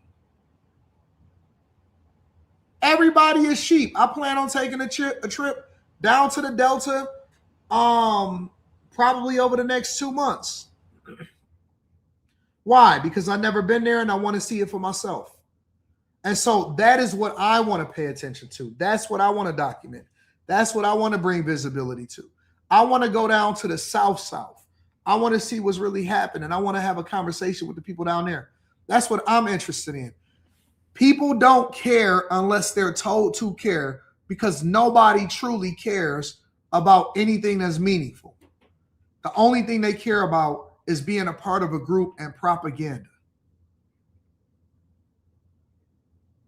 Being part of a group and propaganda. That's it. Between the rebel group known as the RSF and the Sudanese military, raging for over 1,000 days. In late October, you know why they protested with Ukraine and Russia? Because it was promoted to them.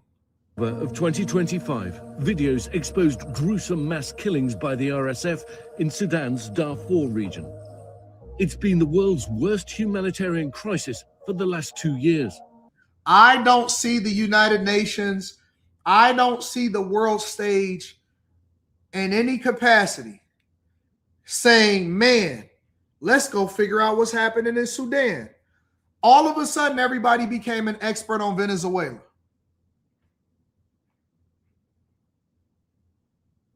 All of a sudden, everybody became an expert on Venezuela overnight because Trump removed a dictator that stole elections and plunged their entire economy into chaos and ran up inflation like crazy. Nobody cares about what's happening in the world, bro. Nobody.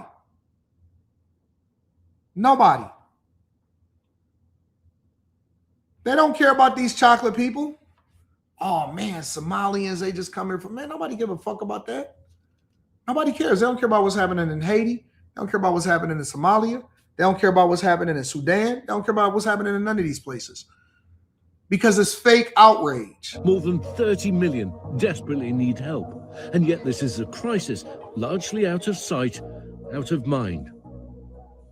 A darkness has descended on El Fasher, a city cut off from the outside world. The IRC estimating nearly 250,000 people trapped inside. The rebel RSF accused of carrying out door-to-door massacres. The crimes committed visible from space. ABC's visual verification team has documented 48 hours of hell posted online by global. Oh, they over there on camels shooting niggas door to door. They on camels, bro. Shooting RSF fighters. They got guns though.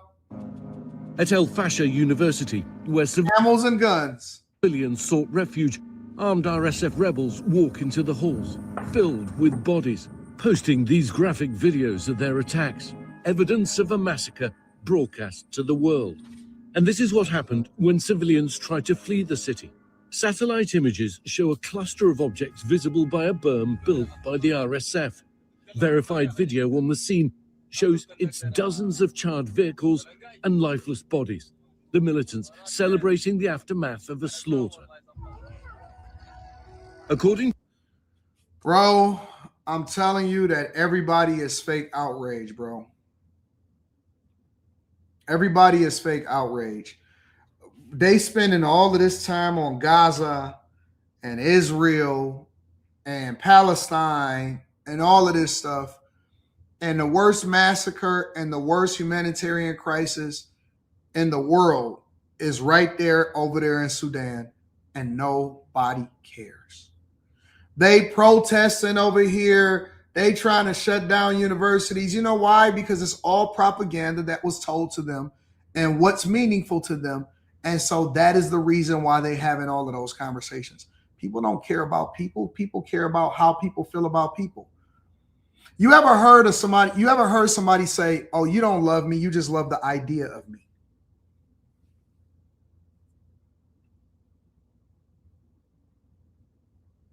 Have you ever heard somebody tell you, you don't love me, you love the idea of me? You like the idea of me being meaningful in your life.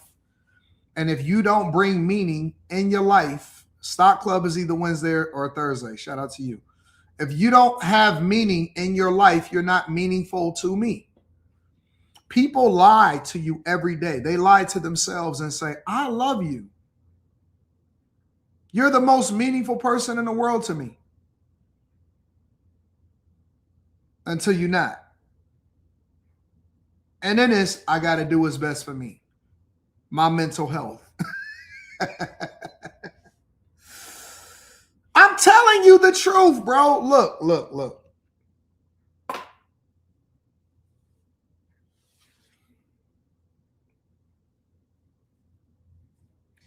We live in a world of clout chasing. There are people that were not relevant a week ago, 2 weeks ago. And now everybody is contacting several people. And now everybody is contacting me saying, oh man, they want to get at you. They want to debate you. They want to do this. They want to do that. And it was like, it was all good just a week ago.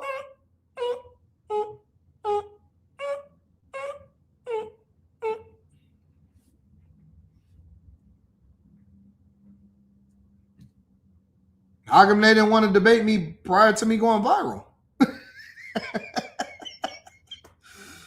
Right. Why didn't they? How come it wasn't meaningful prior to me going viral? I gave people new life that didn't even have a career. Career was dead in the mud. Nobody cared about them. All of a sudden, everybody want to check out their channel. I blessed you niggas. God bless you. I revive careers. The question that people have to ask themselves is, will they be able to sustain the motion that I gave them after this whole situation dies down?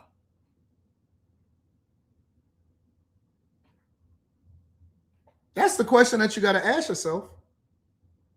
Is will they be able to sustain the motion after everything dies down? That's how you know if somebody is actually a true content creator. That's how you know somebody is a true content creator. Nobody cares about Sudan unless it makes them feel good. Nobody cares about you unless you make them feel good. Nobody sees this as meaningful unless you make them feel good. We are in the feel-good economy. We are in the feel-good. Thank you, Jay Brooks, for correcting him. We are in the feel-good economy. Or correcting him. We are in the feel-good economy. Nobody is relevant until they are, and everybody want to be relevant, and what you see is a lot of clout chasing. Sudan adds no value to the world. It's not meaningful for people to actually save people against themselves. That's why for decades they have been murdering each other and nobody have cared. Nobody has said, you know what, let's go eradicate these people. Hey man, let's go stop the killing over in Sudan. Nobody cares about that. Nobody is going to say anything to them whatsoever. You know why? Because they have no value to add to the world. There is no feel-good story there. If you go and rescue these people in South Sudan from killing each other, guess what happens? Nothing. You just do the right thing. And so because you don't get no credit or no clout from it or nothing meaningful to it or you don't get anything from it, there's nothing there to make visible. There's nothing there to bring visibility to. And so as long as people are not able to benefit from it, then it's not going to be anything meaningful. There's no land that we need over there. I'm not sure if there's any oil for them to get out of the ground. There's no investment opportunity to transform their land into something meaningful. We don't need to build any bridges. It's landlocked. So it's not a thing. It's not something that's visible. It's not something that we need to protest against. More people died in Sudan and been going back and forth with Russia and Ukraine. So why do we care more about? Because it's not, it don't benefit us. Why the fuck we sending money over? Why was we sending money to help Ukraine against Russia? Because that didn't benefit us either, right? Oh, precious metals. Interesting. Okay. All right. Well, fellas, let this be a lesson. Let this be a lesson, unless there's something meaningful that you can then get out of there that would then, or something of value that you can add to society. This is one of the things that women are finding out today on their own. What women are finding out today, since feminism and since becoming independent, you know why there's so many liberal white women, middle-aged white women that is out there protesting? It's not young women. It's not young white women that's protesting over in Minneapolis. You know why there's so many middle-aged and older white women that is protesting? Because nobody cares about them anymore, because there is no value to extract from these women. So they feel like their perceived value has to be in doing something that's meaningful to society, because there's nobody else that cares about them. What people are going to realize is what men have known since the beginning of time, is our love, or what people's love for us come from, is the value that we add into society. Otherwise, we become forgotten about. Nobody cares. You might as well be a crackhead on the street. You might as well be a crackhead on the street. Nobody cares. Now, let there be some badass, fine-ass looking chick that's out there in distress. People going to be out there diving and trying to save that hoe from herself.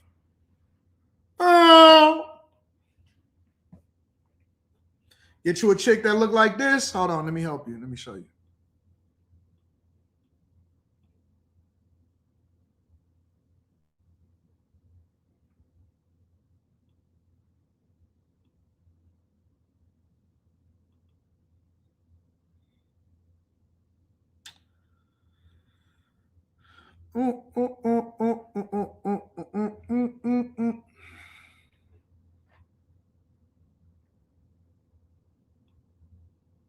My name is Isa Obradovich, and on Tuesday, January 13th, at around 11 in the morning, I was escorted out of my middle school art student teaching placement. Get you a chick that look like this and watch how many people try to save her from herself. People like this get fired all the time. They develop huge followings online because they then find their tribe and they're able to market themselves to a group of people that's just like them. Bullnose ring, green glasses, green hair, frumpy, all of that stuff. Nobody cares. And so what do? They attach themselves to things that are meaningful. They attach themselves to things that they think is meaningful, that gives them some kind of righteous journey. You know what other women are doing? Too busy getting loved on and getting chased. Too busy getting loved on and getting, I could tell you, I could show you, I could call women right now that will tell you that they can't walk outside. They can't walk outside without some nigga trying to put his jacket on a puddle. I could call some women right now that'll tell you they can't even walk outside without putting their jacket on the puddle, because niggas be diving, deep sea diving, trying to save them hoes from themselves. They busy. They busy. They doing stuff that's meaningful to society, adding value to men. Yeah, she only got 4 bottom teeth. Y'all wild, bro. Y'all some wild boys. Y'all are some wild boys out here. Y'all wild. Y'all wild. Y'all wild. Y'all wild. Y'all be noticing the wildest things. Let's hear a story. I'm going to play it for y'all. I have a script that I'm going to be reading from because I want to be very careful with my words. On Tuesday, January 13th, at around 11 in the morning, I was escorted out of my middle school art student teaching placement. I was informed that the district received several complaints from concerned parents about the video I posted the day before. In the video, I spoke about turning down a sponsorship from Wayfair as they sell beds to, quote, a government contractor furnishing a federal detention center for migrants near the U.S.-Mexico border, end quote. In this video, I said, ICE, and at the end of the video, I put up my middle finger while saying that I believe that ICE agents should kill. I could certainly have chosen my words. This hoe said F ICE, and then she put up her middle finger and said ICE agents should kill themselves. That's what she just said. I'm going to rewind it for y'all so y'all can hear it again. End quote. In this video, I said ICE. And at the end of the video, I put up my middle finger while saying that I believe that ICE agents should kill. I could certainly have chosen my words better and avoided using vulgar language and gestures, but my stance remains firm. These are the people that are teaching your children. These are the people that are teaching your children. They are babysitting them. They in the daycares. They are the art teachers. I remember my art teachers. They was just, some of them was actually kind of bad. A couple of them was actual real architects and art teachers. And then others, it was just frumpy women. Some white, some black, but they didn't have an agenda to push. They didn't have social media. They just was doing some cool shit. It was just teaching us painting by numbers or whatever. I don't know what the fuck it was. I don't even remember art class. But my point is that teachers used to just teach. They didn't tell us anything. I didn't start getting into people's opinion until I got to Mr. Brooks' class at Cass Tech, and he was my government teacher. And he was an older black man with a bald head, and he would say, "What the fuck you doing in my class?" I said, "Mr. Brooks, man, I'm just, you know what I'm saying? I'm just trying to learn. I just want to know because I want to make sure you're not wasting my time." I said, "All right, Mr. Brooks, I'm cool. I'm chilling. I'm not going to waste your time. I'm going to dedicate myself to the class." All right, now. That was Mr. Brooks. Mr. Brooks was cool as hell, but Mr. Brooks was dedicated to making sure you understood everything there was to know about how the government was structured. Everything that you needed to know. The teachers was passionate about what it was that they stood for.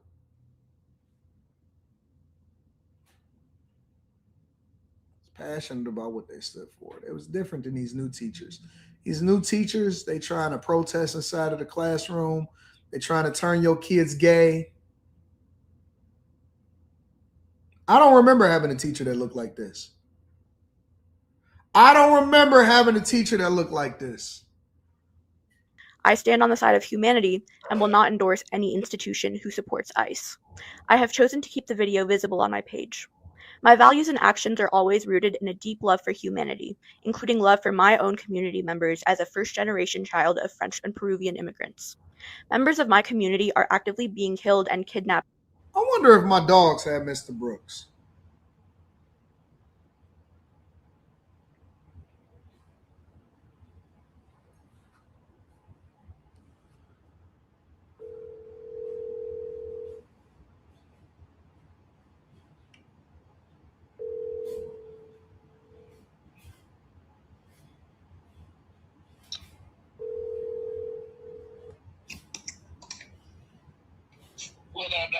What up, bro? Hey, I'm on a live stream. I got a question for you. Go ahead. Did you ever have Mr. Brooks? Yeah. You had Mr. Brooks too? Yeah. What did he teach? Mr. Brooks, I think he taught history or something. Government, I think. Yeah, government, yeah. What'd you think about Mr. Brooks? He was a character, but he was a cool, he ended up being a cool dude for us. Yeah, he was real cool. Yeah, he was a strange individual, but he was cool. But he'll go off on you though. Oh yeah. He ain't take no mess, but you know how he looked. You know his look, and he was a little frail, and you know. But he was one of my favorites. Yeah, he was cool. I forgot about Mr. Brooks. Yeah, what happened? Something happened to him? No, I was just thinking about it because it's this teacher that I'm reviewing that got fired. Oh, okay. Yeah, Mr. Brooks is cool. All right, I'm gonna talk to you in a minute. Yeah. Mr. Brooks, man. Mr. Brooks, he was memorable. He was memorable. He was somebody that actually cared about the students. They didn't care about their own agenda. We didn't even know what was happening in our teachers' lives. The only thing that we knew is that they was characters in school and that they actually taught class. En masse by ICE, a rogue paramilitary force that answers to the child 34-time felon who is currently president of the United States. I stand by my message, even if my choice of verbiage could have been more tactful. For full transparency, I've posted the email I sent to the district yesterday following my termination. Thankfully, I have the privilege of not needing to student teach in order to graduate. I've chosen to not pursue another student teaching placement since I figured similar issues would arise considering the size of my audience on social media. I don't want to comprise neither my values nor those of any school district. I will graduate without licensure, which I was not planning on applying for anyways because I don't intend to teach in the United States for the foreseeable future. Heather said, I'm so glad I'm done with raising a child through the school system. My son is 23 and I'm praying he don't have any babies anytime soon. I don't know about these new schools. You got to go to private school at this point, baby. You got to, if you having kids, this is what I would suggest to most people. If you're having kids today, and I don't even think it matters what school district you're in, how good the school district is. If you're having kids today, you should be willing to invest in private school. You should probably plan for, and this is what I'm telling people as far as like making sure that, you know, kids are going to cost money. It's going to cost more and more and more in order to raise decent human beings going forward. If I would not have kids today unless I was able to send them to private school. I wouldn't. I would not have kids today unless I was able to send them to private school, because private schools actually push what you want your kids to have instead of what's happening in the culture. Honest to God, I wouldn't even care about nothing else. You literally have to basically, from kindergarten, first grade, all the way up and through college, you got to literally make sure that you invest in your children. Nah, fuck homeschooling. I don't think homeschooling is a solution either. Half of y'all niggas can't even read. How you gonna homeschool your kid and you can't read? Most of y'all don't even want to be home with your children. I see women that are complaining about being home with their children every single day. Most people don't want to be home with their kids. They want to be a hot girl. They want to be out here in the streets. They're not trying to stay home and be teaching their kids for the next however long. You can forget it. Ain't nobody homeschooling. That's cap. That's all cap. That's cap. Overwhelmingly, people are not homeschooling, and most people can't even read. I'm not going for it. At this point, if you want to really raise a decent human being, you have to send them to private school. Got to send them to private school. True. I have the full support of my professors, which I'm so grateful for. Since around January of last year, I have been making arrangements to move to France after I graduate in May 2026. I'm a dual citizen and have been speaking French since before I even learned to speak English. I'm going to be fine. I plan to work as an artist for at least a year before continuing on to grad school. Also, I have enough credits to have graduated last semester because I've just taken so many classes for fun because I love school and learning. I'm very lucky that my circumstances have made it so that this situation has no real material repercussions for me. Of course, I am really disappointed that I won't get to student teach. This is something that I've been working towards for the entire time that I've been studying art education as an undergraduate. I really did give it my all in the 5.5 days that I had in the classroom. I had an absolute blast, and this experience has affirmed that I do want to teach art and that this is the path for me. It's just really unfortunate that this is how the experience came to an end. I want to respect the privacy of the district, as I believe the crux of the issue does not lie with them directly. The problem is with the system at large, where education is treated as a personal investment, where the parents are the investors with the power to pressure teachers and even entire districts into capitulating to their personal beliefs. I've also made the decision to keep the district's name private in order to prevent this situation from harming Miami University's relationship with them. The last thing I want is for student teachers to have even more difficulty finding placements. This is a very rural area, and there's already not such a large selection of districts and schools available, and I don't want to jeopardize the placements of any future student teachers. A lot of folks have asked for my Venmo or GoFundMe, and though I really appreciate your concern and am truly grateful to know that my community has my back, I don't want to accept donations. Actually, student teaching is an unpaid internship. I'm not losing any income due to this ordeal, thankfully.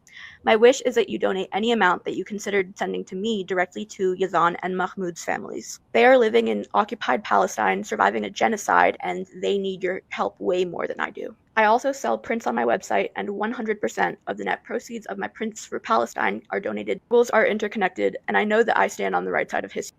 So I'm going to play for y'all the video that she actually put up that got her fired in the first place, all right? It's the video that she put up.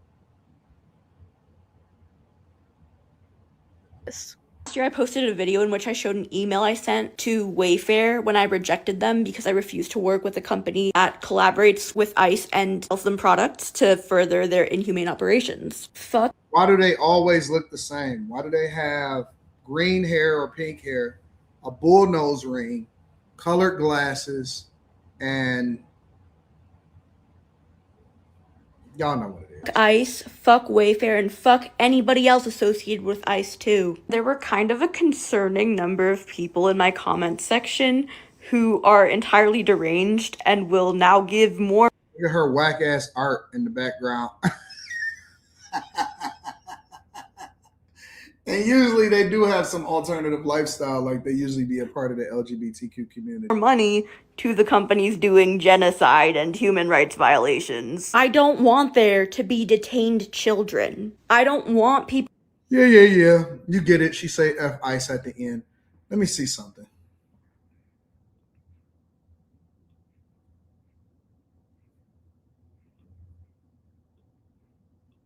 I'm about to go to my school's tuition. UAD Jesuit, which was, I was a Cub, UAD Jesuit high school and academy. It was a phenomenal school. It's saying how much 7th and 8th grade, because it's 7th grade through 12 and it's all boys school. Let me say that also. I also believe that we need to not segregate, but we need to remove schools from being co-ed. I think that we need to remove schools from being co-ed. Personally, I do.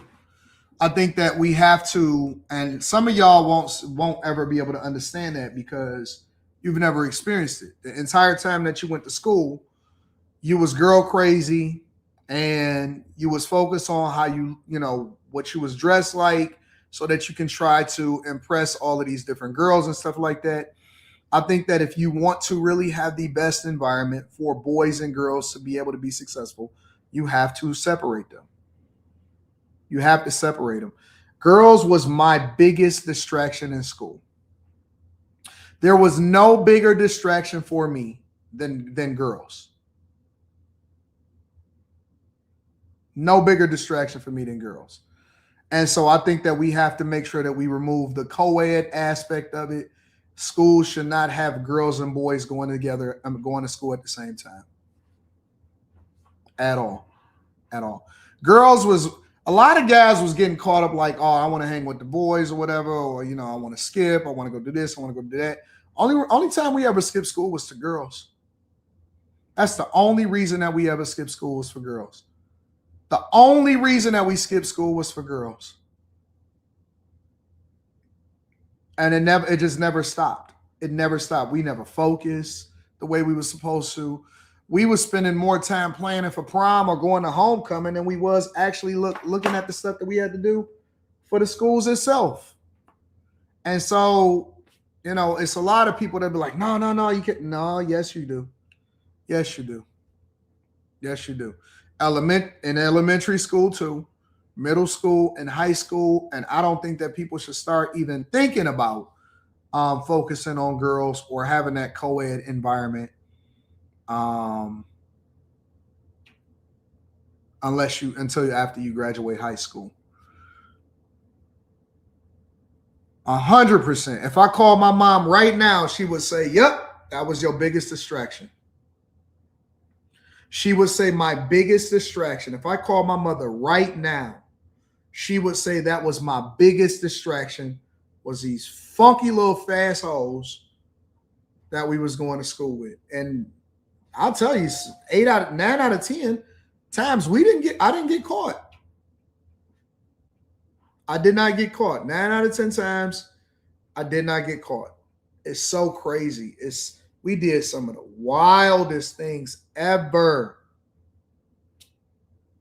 Wildest things ever. And so I think that the first thing that we would have to do, man, I wish I was in power. I wish I wouldn't have to give up so much money in order to become powerful, to make change, to make meaningful change. I really do, bro. I really do. Because I would change everything. Get rid of co-ed schools. I would segregate them not segregate them as far as like racism or anything like that. But I would just have boys and girls separately, completely separate.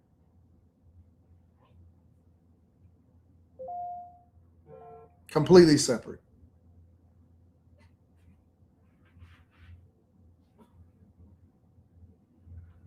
Completely separate. The tuition for the middle school that I went to in 7th grade now is roughly $14,000 a year. They say, actually, this is the cost of education at, oh, that's a completely different school. Tuition and affordability, University of Detroit Jesuit High School. It looked just like we did back then. You had to wear blazer, and you had to wear dress pants or khakis, and then you had to wear a tie. You could not come into the school without a tie. That's where I learned how to tie my tie. 7th and 8th grade is $14,000 a year. And 9th and 10th grade is $18,000 a year. Now, let me ask y'all a question. Do y'all think that that's too expensive or no? Do y'all think that it's too expensive to spend $14,000 a year for tuition for a 7th grader and an 8th grader?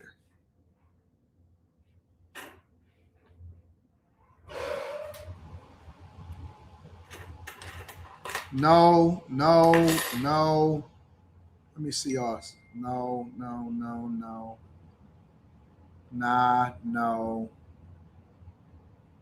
It is one of the cheapest in Michigan. No. Yes, a new political party. No. Daughters was $21,000 in Baltimore. That's cheap. No. Yeah. Oh, we getting some yes. We getting some yes.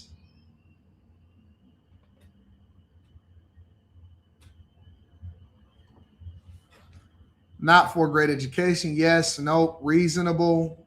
OG Rihanna says no, because it's $40,000. Good show. Thank you, Adonis.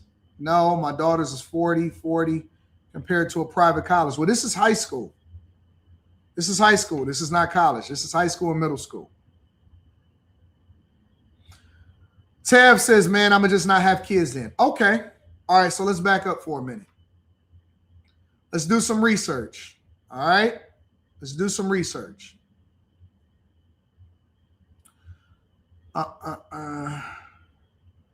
How much does schools receive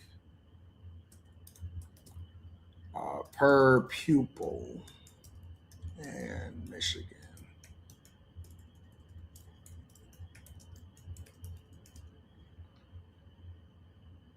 Now, I said, how much do schools receive per pupil in Michigan schools? For the 2025-2026 school year, Michigan's foundation allowance, and I'm just going by my state, so y'all can go and research your own state. And this is one of the reasons why y'all have to become informed. When I tell people that it's important for you to become informed, go do some research. Go find out what's happening. Go find out how much of your tax dollars is actually going towards education. Go and find out how much you're spending on property taxes in order for your school district to get certain money. For 2025-2026 in Michigan, foundation allowance per pupil funding floor is set at, this is the floor, this is the bottom, is $10,050 per student, an increase from last year of $9,600. So, this is why I hate taxes. Because I would rather have that money back in my own pocket so that I can determine the type of education and what school I wanted to go, one of my child to have, and let me figure it out for my own child, than automatically be overtaxed for a subpar experience for my child. And this is one of the reasons why taxes is bad. You're paying for it anyway. You're paying for it anyway, out of your paychecks, out of your property taxes, for every single thing that you do in life, in your communities, in your culture, in your districts, in your states, in your cities. You're paying for it anyway. You're already paying for it. You're paying for that. So when I ask you, hey, do you think that this is too much? And you say yes, well, I'm going to just do it. You just don't know it because it's already coming out of your property taxes, your paychecks, and everything like that. This is the problem with the tax system, is that we're leaving it up to the states and the counties and the cities to determine how to use our money to give our children substandard experiences. And half of the money gets stolen anyway. Or it goes to some contractor for homeboy over here and for homegirl over there because they got a janitorial business and they making $2 million a year from it to clean up a school. Half of it is stolen and half of it is pilfered. And then they go on strike because the city is managing the resources, which is completely separate from what's supposed to be funding the school district. Over in Chicago, they say, well, we got a $734 million funding shortfall. Right? Right? You're paying for it anyway. So the question is, how valuable it is an education for your child? Are you getting a real return on the money that you're contributing? And is it going to be a meaningful investment for you to spend your money how you want to spend it? It's no different than what Trump is proposing when it comes to healthcare for insurance. He's saying, listen, I'd rather kill the taxes that they're being taxed on or the requirements, give the money back to the people in their paycheck, and then let them determine what they want to do with their money instead of us saying, this is what we think you should do or where your money should go. Most of the things, somebody said Anton would not be above taking those type of contracts if they came his way. Don't get it twisted. You don't think I know how to get a government contract? I think a government contract is the easiest play ever. They got whole channels on YouTube. I don't even have to get that information out. It's whole channels on YouTube on how to get government contracts. That's easy money. I get emails every day for me to go and bid on government contracts. I get contracts. I get petitions for me to bid on it for the city. They insert me into the city contracts to bid on government contracts, even for their social media. The city has a social media presence, and they're taking bids on a social media company to be able to run it. That's easy money. I don't have the capacity for that shit. That's little money to me. I don't give a fuck about that. I'm not gonna steal from the people.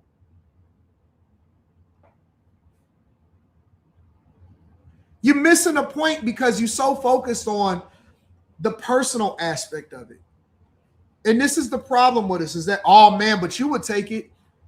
Man, are you listening to what we saying? Are you paying attention?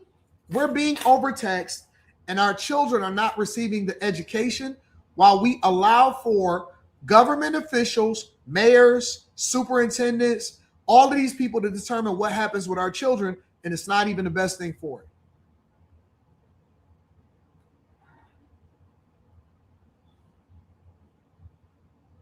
That's what I'm trying to tell you. You're paying for it anyway. I would rather have my monies given back to me for me to do what I want to do because I believe that I know what's best for my child.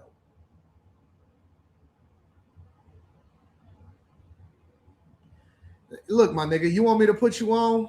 First of all, you got to learn how to spell. That's why you can't get on, my nigga. Y'all keep telling me, oh, Anton, I want to be on your panel. Dog, you don't even know how to spell my name right. It's not Anton. It's Anton. You got to learn how to use capital letters, periods, commas, exclamation points, question marks, okay? Niggas is mad because it's only beautiful women on my panels and shit. Man, nobody want to see you hard leg ass niggas that know how to communicate. That's why I keep telling y'all that we need to separate the schools, because you never learn how to type or read past a second grade level.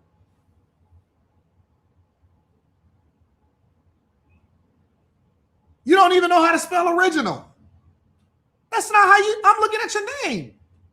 You don't know how to spell original. That's not how you spell original. Do you realize that you spelled original wrong? When you put your name together and you said, listen, I'm about to come up with a new name, and I'm about to start a new account. NFL original. That's not how you spell original, bro.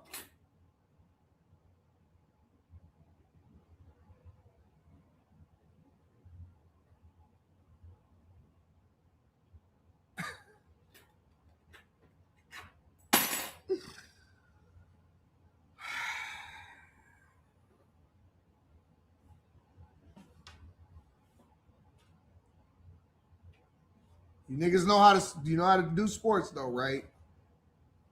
Good God. Jesus, Lord have mercy. Lord, bless our people. Bless our people, God. Bless our people to learn how to read and write. Bless them to care enough about themselves to actually learn how to read past the 3rd grade level. Bless them to learn how to spell. I just had to bring that one up. I'm sorry. I know you said, Anton, remember you said you wasn't going to bring up certain things. I couldn't do it. That's why I had to bring that visibility, because these are the niggas that be DMing y'all. Pepper girl, check me out. Don't you hate that nigga Anton, don't you? Yeah. Listen. I could take you to, how about a coffee date? Or we go 50-50 on a lunch date to Panera. See.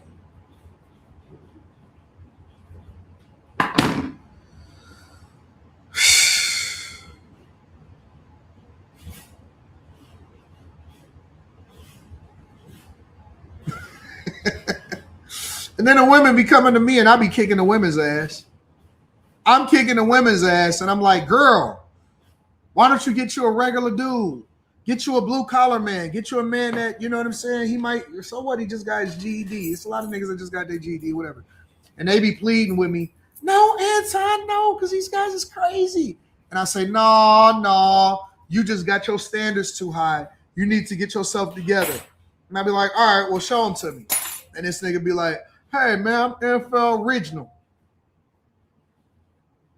Hi, this is Anton. What up, Anton? Anton. Then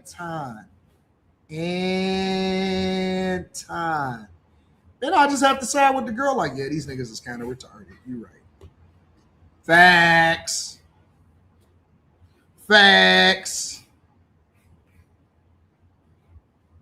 Yeah, you're right. These niggas is a little slow.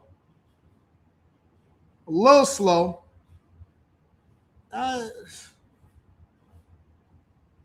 Reagan got us down 1,000. And then they be begging me to get on the panel. Anton, oh man, let me up, man. No, man, I can cook, man. I can cook. I'ma cook it up, bro. Can you spell? You know how to start your computer?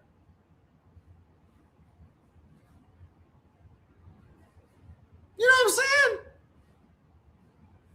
Listen, half of the guys out here that's winning is winning based off of numbers alone. Half of the guys out here are winning based off of the numbers alone. Because it's like, okay, she got a choice to make. Does she go with a full-blown retard, or do she go with somebody that knows how to read and write? Now, he may already have 2 girls, but at least he knows how to read and write. At least he knows how to communicate effectively. And he got his own car and he got his own place. So she'd be like, she thinking to herself, like, fuck it, I'm gonna be number 3. Being his number 3 is better than being his number 1. That's why women talk to guys that's already taken. Because most of the niggas that's not taken is they literally slow. They're slow.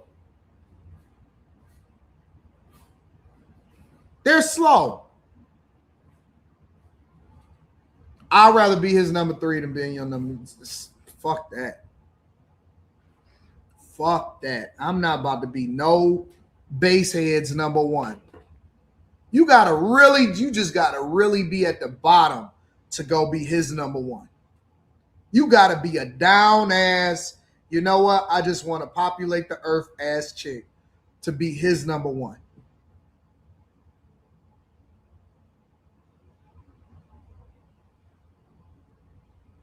A lot of y'all are with men that can't read and write. Did y'all know that?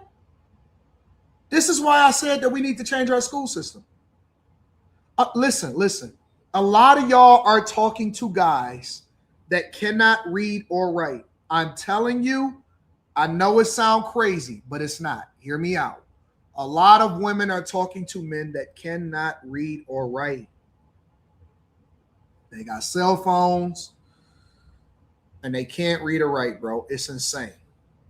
And these are the type of guys that be going hard inside of the chat.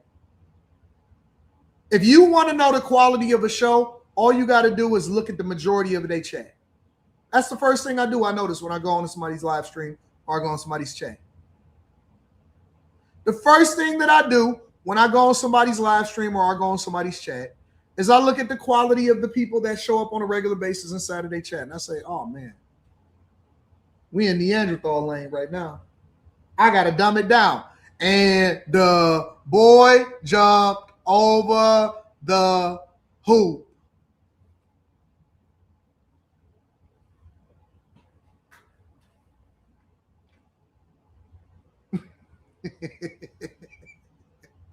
Y'all talking to dudes that can't communicate. So then when I just say some regular stuff, I'd be like, excuse me. Excuse me. I ain't heard that word in years. What do you mean you ain't heard that word in years? Well, that's not what my man say. Well, what do he say? Hey, baby girl. Hey, baby girl. They don't even know what the fuck to do. They instantly just get wet. Gush. Gush. Just everything on them is wet. Well, Anton, how'd you do it? I just said, excuse me. No, you ain't do that. Yeah, I did. I said, excuse me. And she just automatically turned into a water faucet. Which, how do you, man, I'll say that to her. I'll be like, man, what's up, baby girl? Yeah. Fuck that 50-50 shit. I told him like you told him. Nigga, I didn't say that. That baby girl.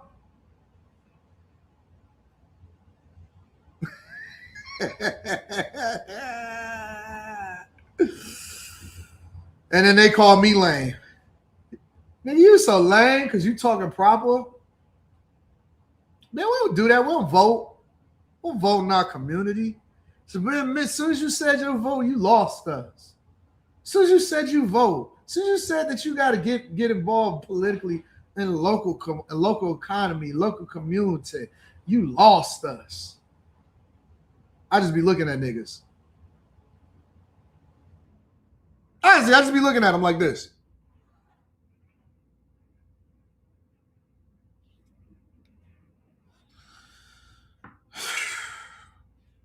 Lame ass dudes. The real lames is these niggas that can't read past the second grade. And then they want us to be nice to them. Oh, man, ain't nothing wrong with people that couldn't read. No, man, it's a lot of people that can't read. Man, no, dog, I'm not doing it, bro. I'm not doing it. Then they say, you a square. All right, because I know how to read? Because I know how to think for myself? It's the white man's fault. Just be like, okay. Okay. Hey, man, y'all ready to leave, bro? Man, we got to get out of here, bro. These dudes don't know how to do nothing except fight. Make sure y'all hit a like for the algorithm, subscribe to the channel with turning notifications. Claudem says, I know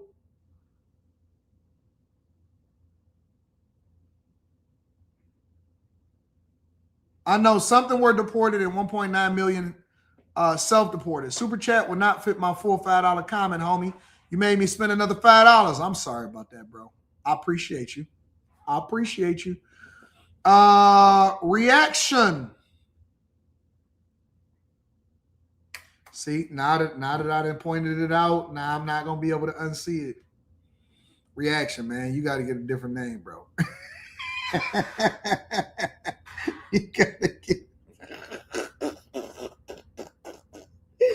You got to get another name, bro.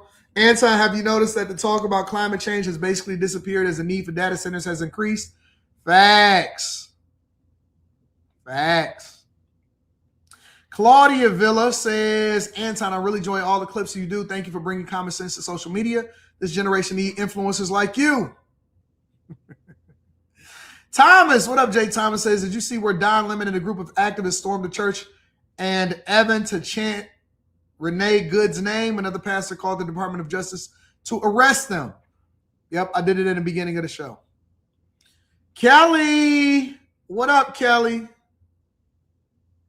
Says, hey, AD, I'm from Brooklyn. Thank you for continuing to make people think deeper. Shout out to the 80s babies. Keep doing good work. I'm on it, baby. Brian, the filmmaker, says this woman don't got Down syndrome. Fukari Ferry says septum ring theory and blue hair blues. Studies highlighting crazy people took the fun out of having a ring and colored hair. I may have to change that. AR's back says Christ the King and Jesu had some epic battles. Shout out to the 2000 Jesu. It was Drezu. Jesu is another private school in Detroit. Shout out to the 2000 CYO champs. SMTHMN says 1000% agree that we should have separation at school because there's too much distraction. Boys especially need to focus on their work instead of girls. Tropical Empress and Spirit says blessing handsome Lord Anton. I like that. I'm so weak. AD, tell these cats to put the fries in the bag. That's all right. I'm coming through the drive-thru. JP says, did you see Kai Cenat struggling to read a book? I didn't. Mr. Law says some of y'all boyfriends is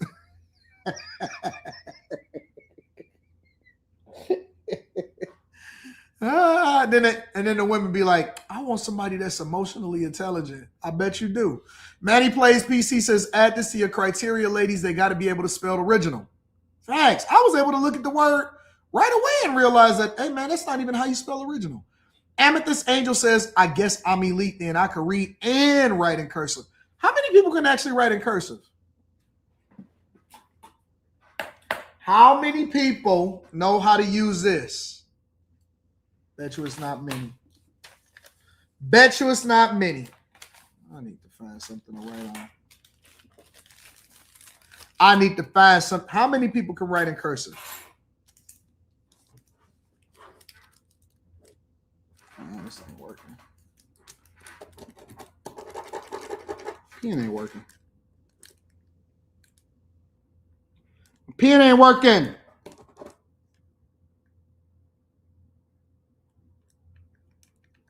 God dog it. I need a new pen.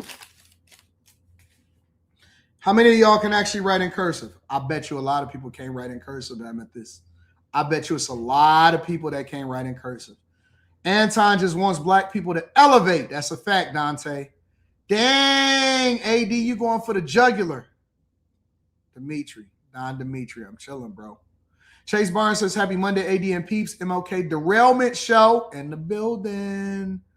Arsbeck says, my 36-year-old cousin is a high school basketball coach who reads and writes at maybe a third grade level, and he got 6 kids by 2 different women. Oh, my God. That's why a lot of these guys is resorting to all of these things. Man, I bet you good getting them women in high school. Boy, don't nobody care about your little slow hoes. Mr. Lott says, all jokes aside, these are the dudes that swing on them because they run out of words to use. Yeah, I was using too many big words last week. That's what I'm going to start doing. When I go on some of these podcasts, I need to read the room. All right, Anton. You pass college level, you got to lower your, what it is that you're saying by about 17 notches. Hey, guys, what's going on? It's Ant to the Don by the Anton to the Don show. They're going to be like, hey, man, he one of us. Bad Habit says, who knew there would be a drought of enunciation out here? Hey, man, he one of us now. Don, I thought he was one of them uppity black people. Think he better than everybody else. Don Dimitri says, hey, baby girl. Baby girl. JL Jr. says, I don't know, Big Money. I grew up around both boys and girls and prefer to be together. But I understand your view. EB Miles Davis says, salute and keep winning. What up, EB? No regrets. Loaded wrench.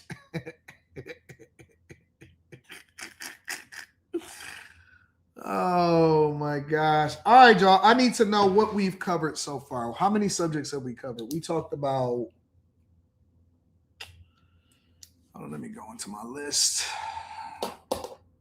Church.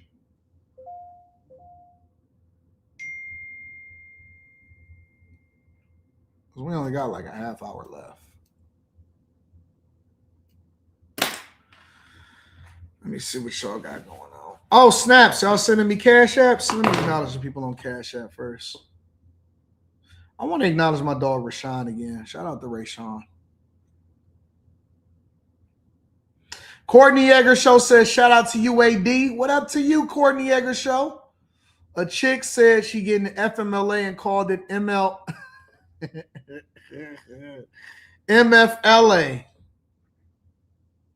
Ain't it Martin Luther King Day?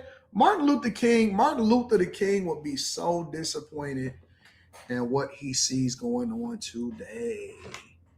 I never covered the Kevin Hart thing.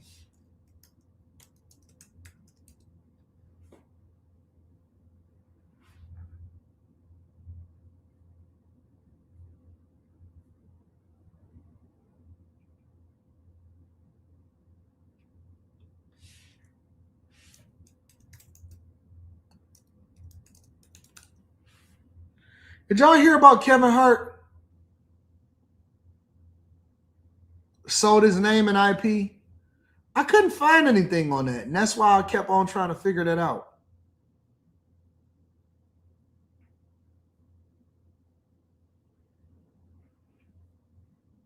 I didn't hear any official things. I just keep hearing rumors. I wanted to know more about that. Kevin Hart sells.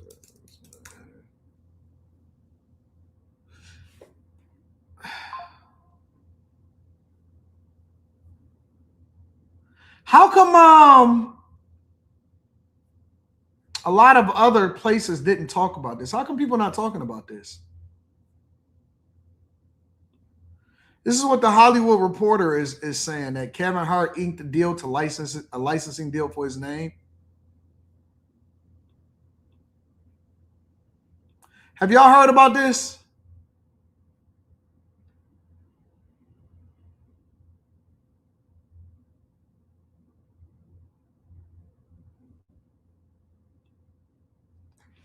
Uh-oh.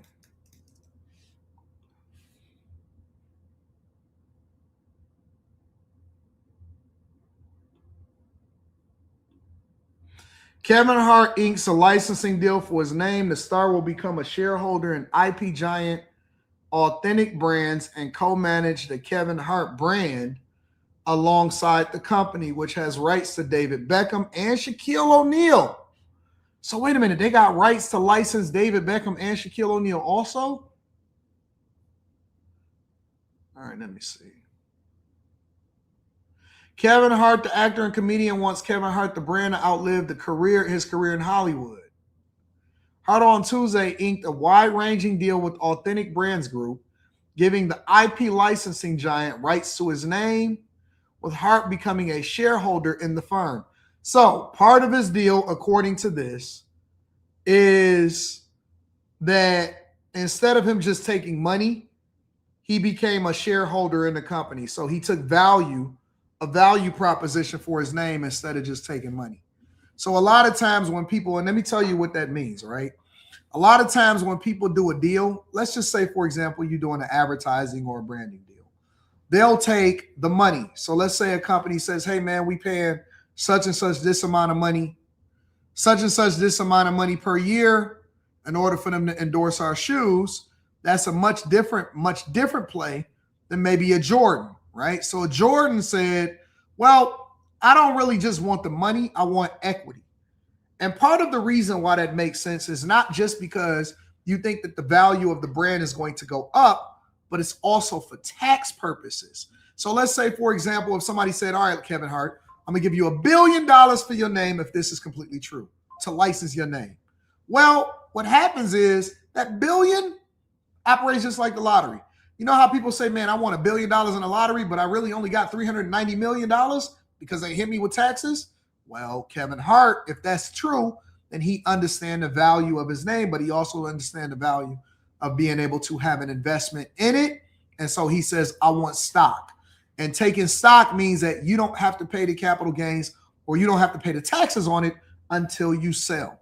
And if you're a bag chaser, you also know that you can borrow against your stock tax-free. You can borrow against the stock tax-free. So let's say, for example, that I have equity in X company, right? I have equity in this company. Mark Zuckerberg owns Facebook, but Mark Zuckerberg don't really got no cash. That's why we care more about assets than we care about money. Most ignorant people care about money versus caring about assets. When you get to a certain point, we don't care about money. We only care about assets because assets allow for us to generate more money and it allows for us to have a better tax strategy. All right.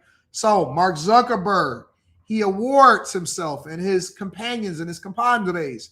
He says, listen, guys, I don't want to take any compensation. In order for you to have that mentality, you can't be poor. Can't be poor. You can't be poor. Why can't you be poor? Because most people that need money to live then want to pay the taxes, or they have to pay the taxes in order to maintain a lifestyle. That's why I tell my bag chasers, lower your lifestyle, increase your assets, lower the amount that you pay in debt, increase your assets so that you don't have to sell off your equity in yourself or your time in order to pay your bills. I'll break that down inside of the Patreon. We'll get into that on Stock Club. All right. Goes into it and they say, ink the deal to license his name. With Hart becoming a shareholder in firm, Hart and ABG will co-manage the Kevin Hart brand, bringing it to new verticals and business areas, including consumer products, digital platform, and live experiences. So what this tells me is Kevin Hart alone is a big brand and he generates a lot of revenue. But what Kevin Hart is trying to do is figure out where he's not monetizing. And in order for him to do that, he has to partner with somebody else that gets a percentage of his name. And then they're going to, because they see value in him, they're going to go and market him to everybody else. So it's a lot of money that he's missing out on because he don't know what he don't know. And he needs a vehicle. He needs a distribution platform to say, hey, listen, Kevin Hart is this, Kevin Hart is that. And as much money as he's making for us, he can make way more if we get him in front of this person and we can create this vertical for him and we can do this business deal for him. But we need a partnership in order for this to be lucrative for everybody. All right. This partnership is about acceleration, growth, and diversification. I've spent years building businesses and creating opportunities, and joining Authentic gives me the platform and global infrastructure to take my brand to the next level. Becoming a shareholder allows me to co-own some of the most recognizable IP of all time. So he becomes a shareholder of the company that also owns the IP of David Beckham and Shaquille O'Neal. While building my own brand legacy, I want the Hart name to live on for generations to come and be something that my grandkids and their grandkids will be able to be proud of. He goes on to say, Authentic has cut deals with other celebrities and public figures, including Shaquille O'Neal, David Beckham, and the estate of Muhammad Ali, as well as deals for brands in the world of fashion and sports, including Reebok, Prince, Champion, Eddie Bauer, and Sports Illustrated. The company leverages his brands to create new products and merchandise. See how well I read that? Listen. I had to stop because I know that if you're watching this on a clip, you don't know what happened prior to this. I was getting on people that don't know how to read past a certain grade level. We need to learn how to communicate effectively. We need to learn how to communicate effectively. Do you see how I'm able to flow with that? The company leverages its brands to create new products and merchandise. as well as to license it for uses in digital media, hospitality, and other areas. There are Sports Illustrated resorts, for example. Authentic says that the brand it controls generate $32 billion in annual system-wide retail sales worldwide. See how I'm able to communicate that?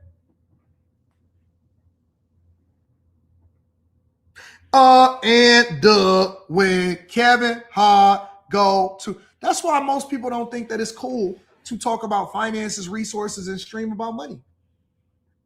Because the ones that say that they're getting it can't read the article to break it down for me from a C student's perspective.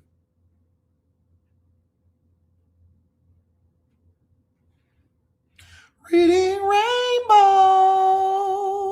Maybe we do need to bring that back. Kevin is one of the most dynamic entertainers and entrepreneurs of our time, says Jamie Salter, founder, chairman, and CEO of Authentic. His creative vision, business instincts, and cultural impact are unmatched.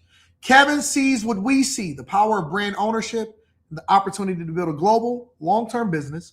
His investment in Authentic also reflects our mutual confidence. Mutual meaning is beneficial to both of us. And shared vision for that growth. Corey Salter, president of Entertainment and International at Authentic, added,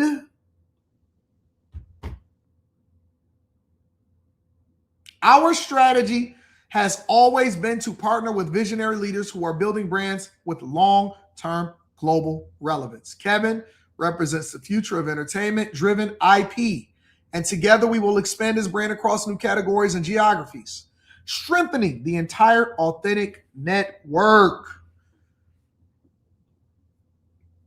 Shout out to Kevin Hart. So apparently he's basically licenses his name that allows for them to be able to generate more revenue that would make him more profitable. The only thing that I'm wondering is, does the licensing of that name, is it forever, or do he get that back?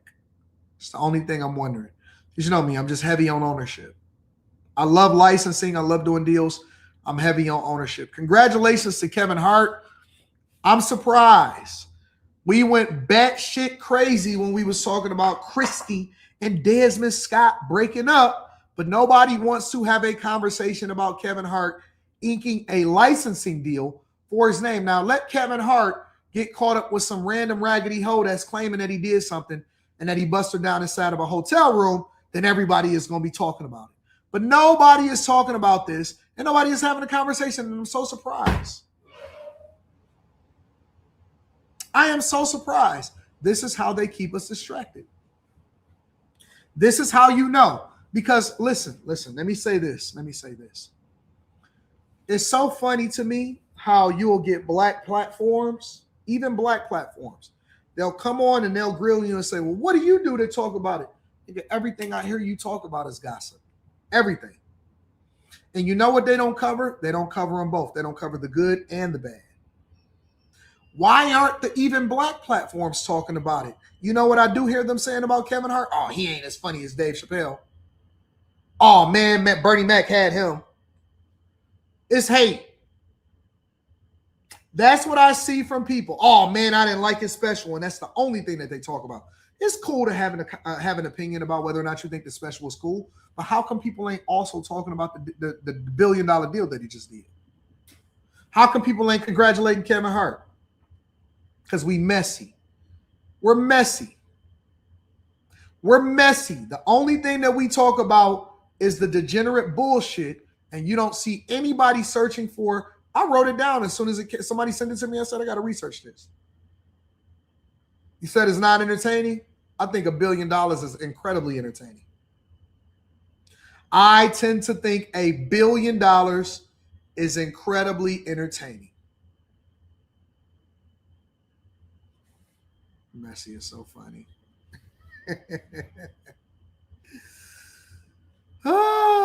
Make sure you guys hit a like for the algorithm, subscribe to the channel, and turn on your notifications. Quasar says, you can tell they didn't watch Reading Rain.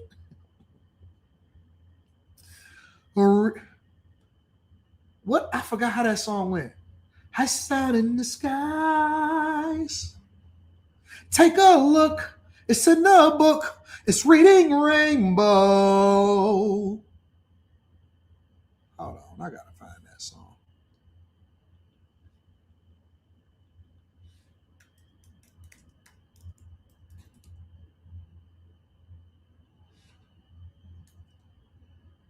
They got new episodes of Reading Rainbow? What? How is it new episodes of Reading Rainbow?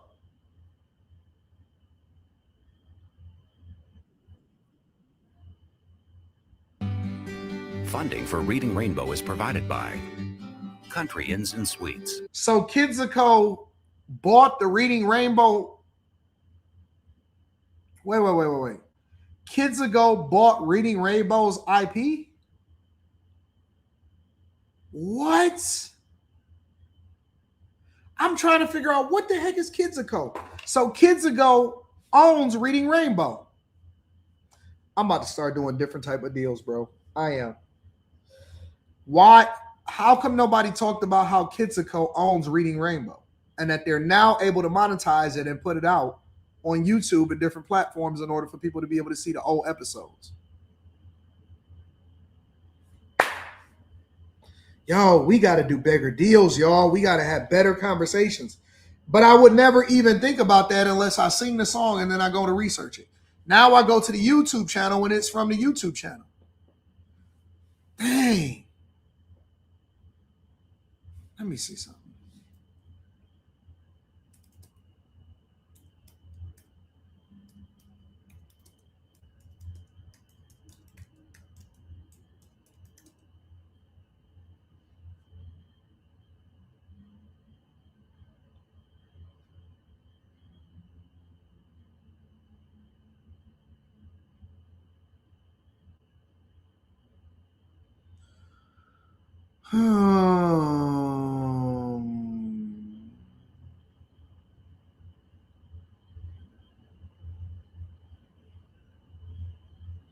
Kidsico, yes, Reading Rainbow returned in 2025 with new episodes on Kidsico, a kids YouTube channel operated by Sony Pictures. Sony Pictures own Kidsico.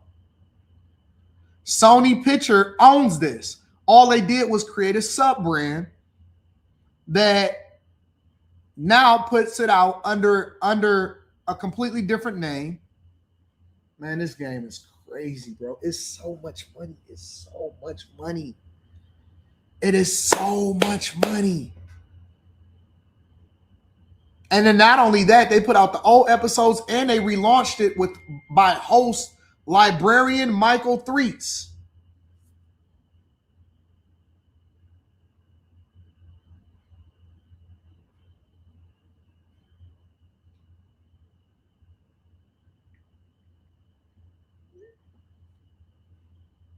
That's crazy. Assets, y'all. Assets.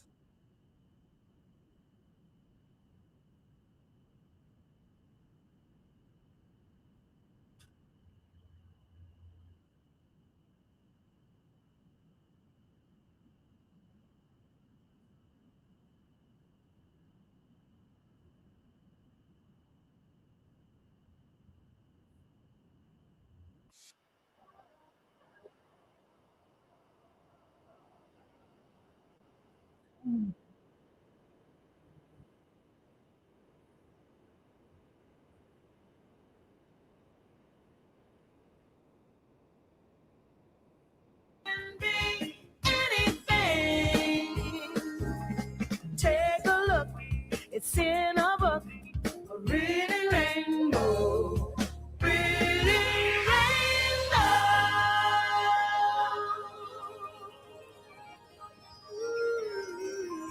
Oh, she put some sauce on it at the end. Ooh. I never noticed that before.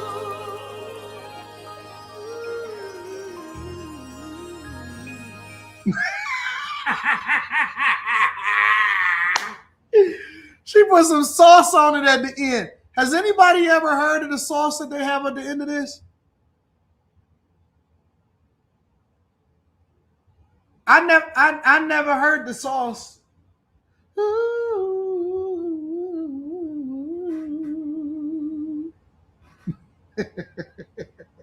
That's new.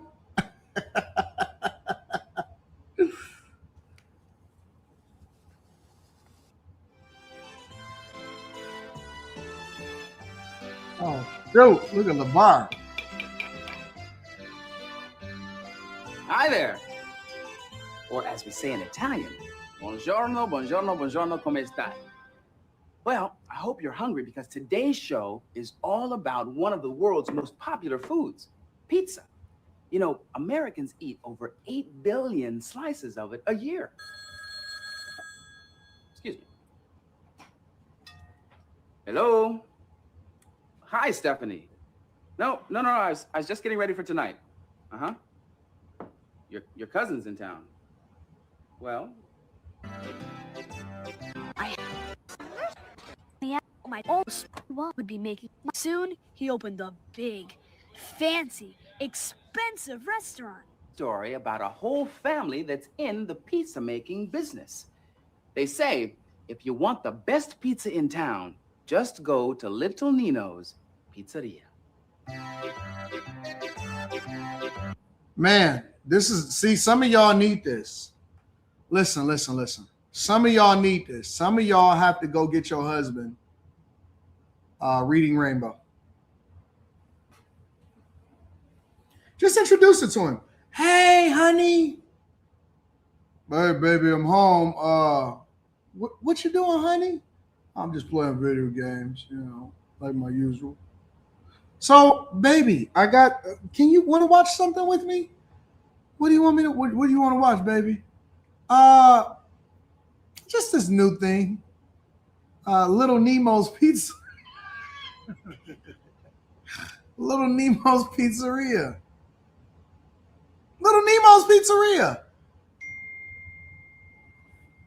Baby, I'm not really interested in right now. Baby, come on. Come on, honey. Come here. Come on. Little Nemo, say it with me. Little Nemo's Pizza. I'm not trying to get no woman beat up. Okay, so if you give me a better idea, of how you can introduce to these people that. Baby, they got a new guy though. Check it out. This is a new guy. Now, why the new guy? Okay, so you need to see LeVar. Look at LeVar. See this nice, well-groomed black man wearing a polo, kind of give you Carlton vibes, well put together and all of that. This is what used to be best for us and our children. We used to look at people and he would have a nice haircut. He got a collared shirt on. He knows how to cook. He can read. He's talking to children and he knows how to cook pizza. Look at the new guy. Why the new guy look like that? Why, man? Why the new guy got to look like that, bro? Y'all said he looks non-threatening. Why is the new guy got to look like this, bro? This is what I'm saying, man. I think it's an agenda. Kidsico. Butterfly in the sky. I can go twice as high. Take a look. It's in a book. They remixed my song. That ain't the original song, bro. A reading rainbow. Where's all of this extra shit? Hi, welcome to Reading Rainbow.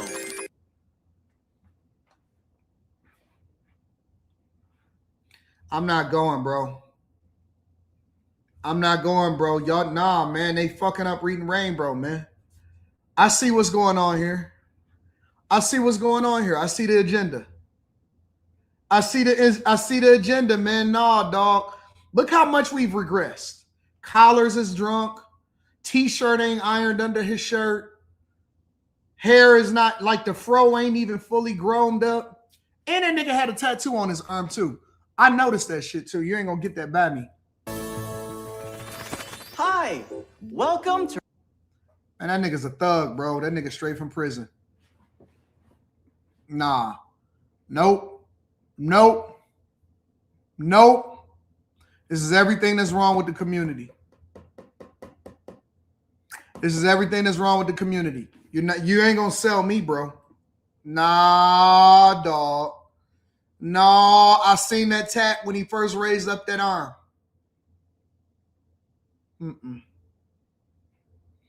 This is what's wrong. This is why we got to take these companies offline, bro. Seriously, bro, this is crazy. They went from LeVar Burton to homie. And then you're going to try to make it say, hi. That's not even how he really talked. When LeVar talked, that's how he talked. When LeVar Burton talked, he was talking in his real voice. Hey, guys, I'm going to teach you how to make a pizza today. Because you could tell whether or not somebody's code switching or if they really giving you the game.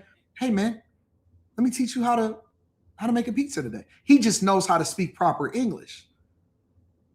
And not only am I going to teach you how to put the flour, wait a minute, I'm getting a phone call. Hey, Sandra, what's going on? Ah, got it. You need me to meet you? Well, let me throw this pizza in the pan. Got it. Listen, guys, we're going to have to head over to Sandra's place. But in the meantime, let me show you this new book. This teaches you all about pizza. It's Little Italy. And this is straight up code switching. Hi. Oh, man, you ain't going to get no prisoner to teach me something. This might be the prison library. This could very much be the prison library. Reading Rainbow. I'm Michael the librarian, and this place is the library. That's because some people are trying to read here, but libraries are also a place for talking.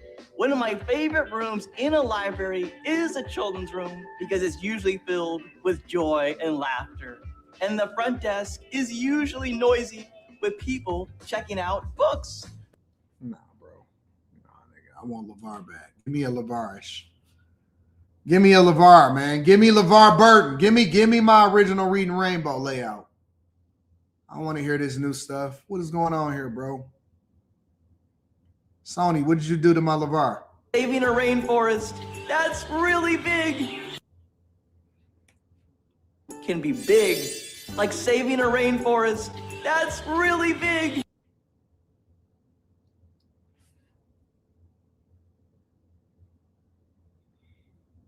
This dude got a sleeve of ladybugs? Is that a pineapple? Man, that's an upside down pineapple, bro. That's an upside down pineapple. You ain't gonna fool me. That's an upside down pineapple, bro. I know what that means. I know what an upside down pineapple is. What does an upside?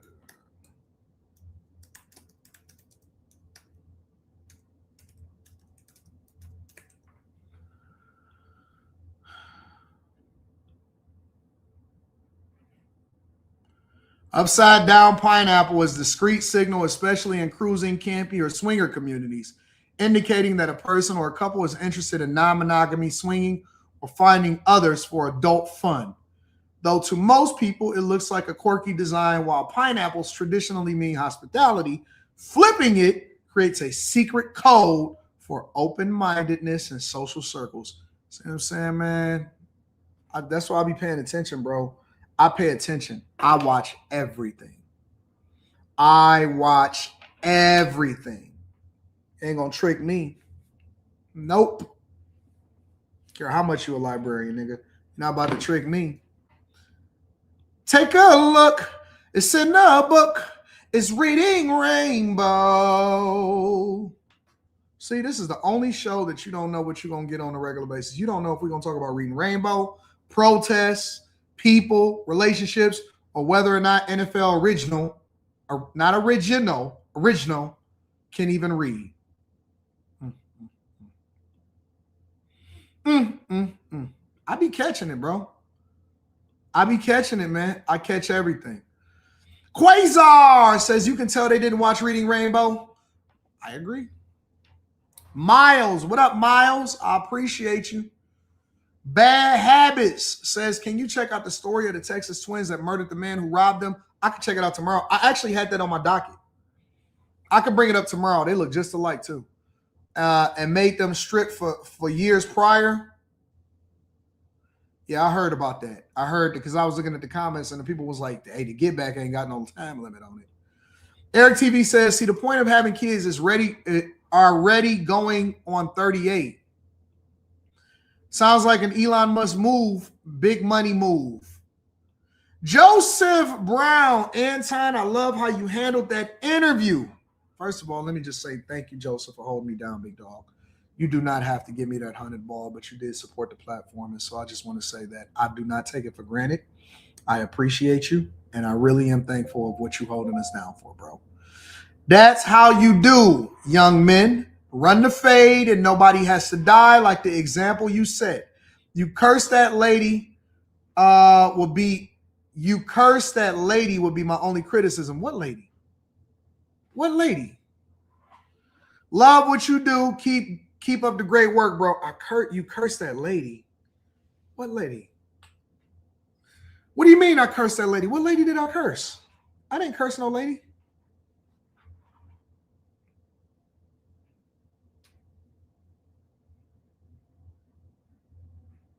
Darlene. I ain't had nothing but good things to say about Darlene.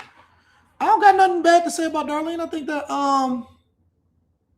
the ice lady, you said F her. You called her a witch. That green lady? Oh, you talking about the lady that I reviewed earlier today. I got you. I understand what you're saying. I'm gonna read that Cash App too. Shout out to you, Joseph Brown. I appreciate you. Kelly Renee says, CH sounds like he reads like that. Were those janitor keys on his belt? To be honest with you, I'm over him. Like it was a great week. It was the best week ever. Bro. I know they're trying to figure out how to catch it and ride the wave. Let them rock out.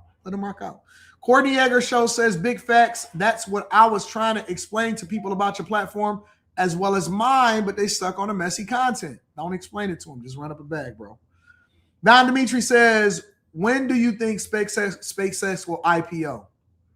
I'm not sure that it will. I don't think that Elon Musk needs the money for it to go public because he already going to be the first trillionaire. I can read, I can't spell, I'm dyslexic. Says Eric TV. Mr. Lot says, hooked on phonics. What up, though, Mr. Lot? Wesley Turner says, bro, looks like Tigo Calderon. Shout out to Calderon. Chase Barnes says, but AD, he is a reform thug. And put some sleeves on. His pronunciation is nasal and slurred, says Wesley Turner. Shout out to Wesley Turner. Bad Habit says, upside pineapple represents the Samoan gang he's from. RTAC says, I'm behind an hour, but I went to a protest in Orlando to check it out back in 2020. Just a bunch of purple hairs and moms of Jaden's, if you catch my drift. Yep, I do. Put LeVar on the team and bring him back in 2027, Purple Haze said. Mr. Lot says it all comes together. Your kids watch Reading Rainbow 2026 and go to art class to draw upside down pineapples for a teacher that protests ICE. Chris Kinsey says main library on Vine Street in Philadelphia has a third floor. It's the rare book section. I made a fortune from history books in there. Shout out to Chris Kinsey. Let me read this one. Let me double check this.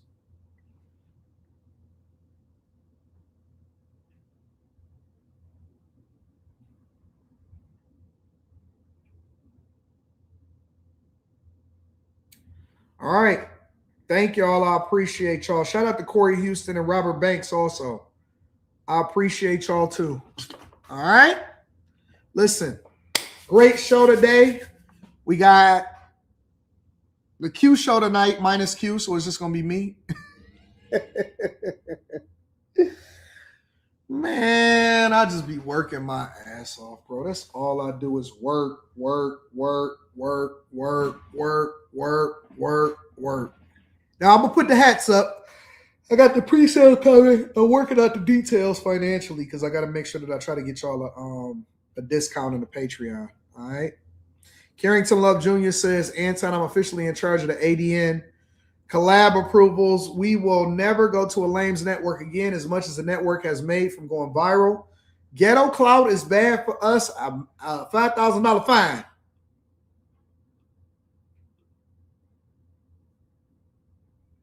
I appreciate y'all too.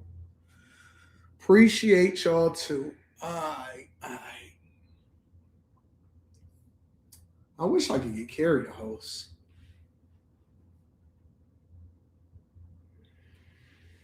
I don't have no fill-ins. So what fill-ins?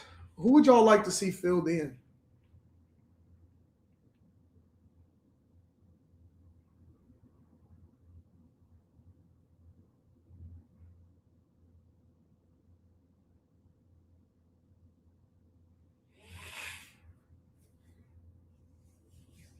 Nah, Carrie gonna be complaining. Cause then she got to host tomorrow and Thursday and Friday. Carrie gonna be whining like a little girl.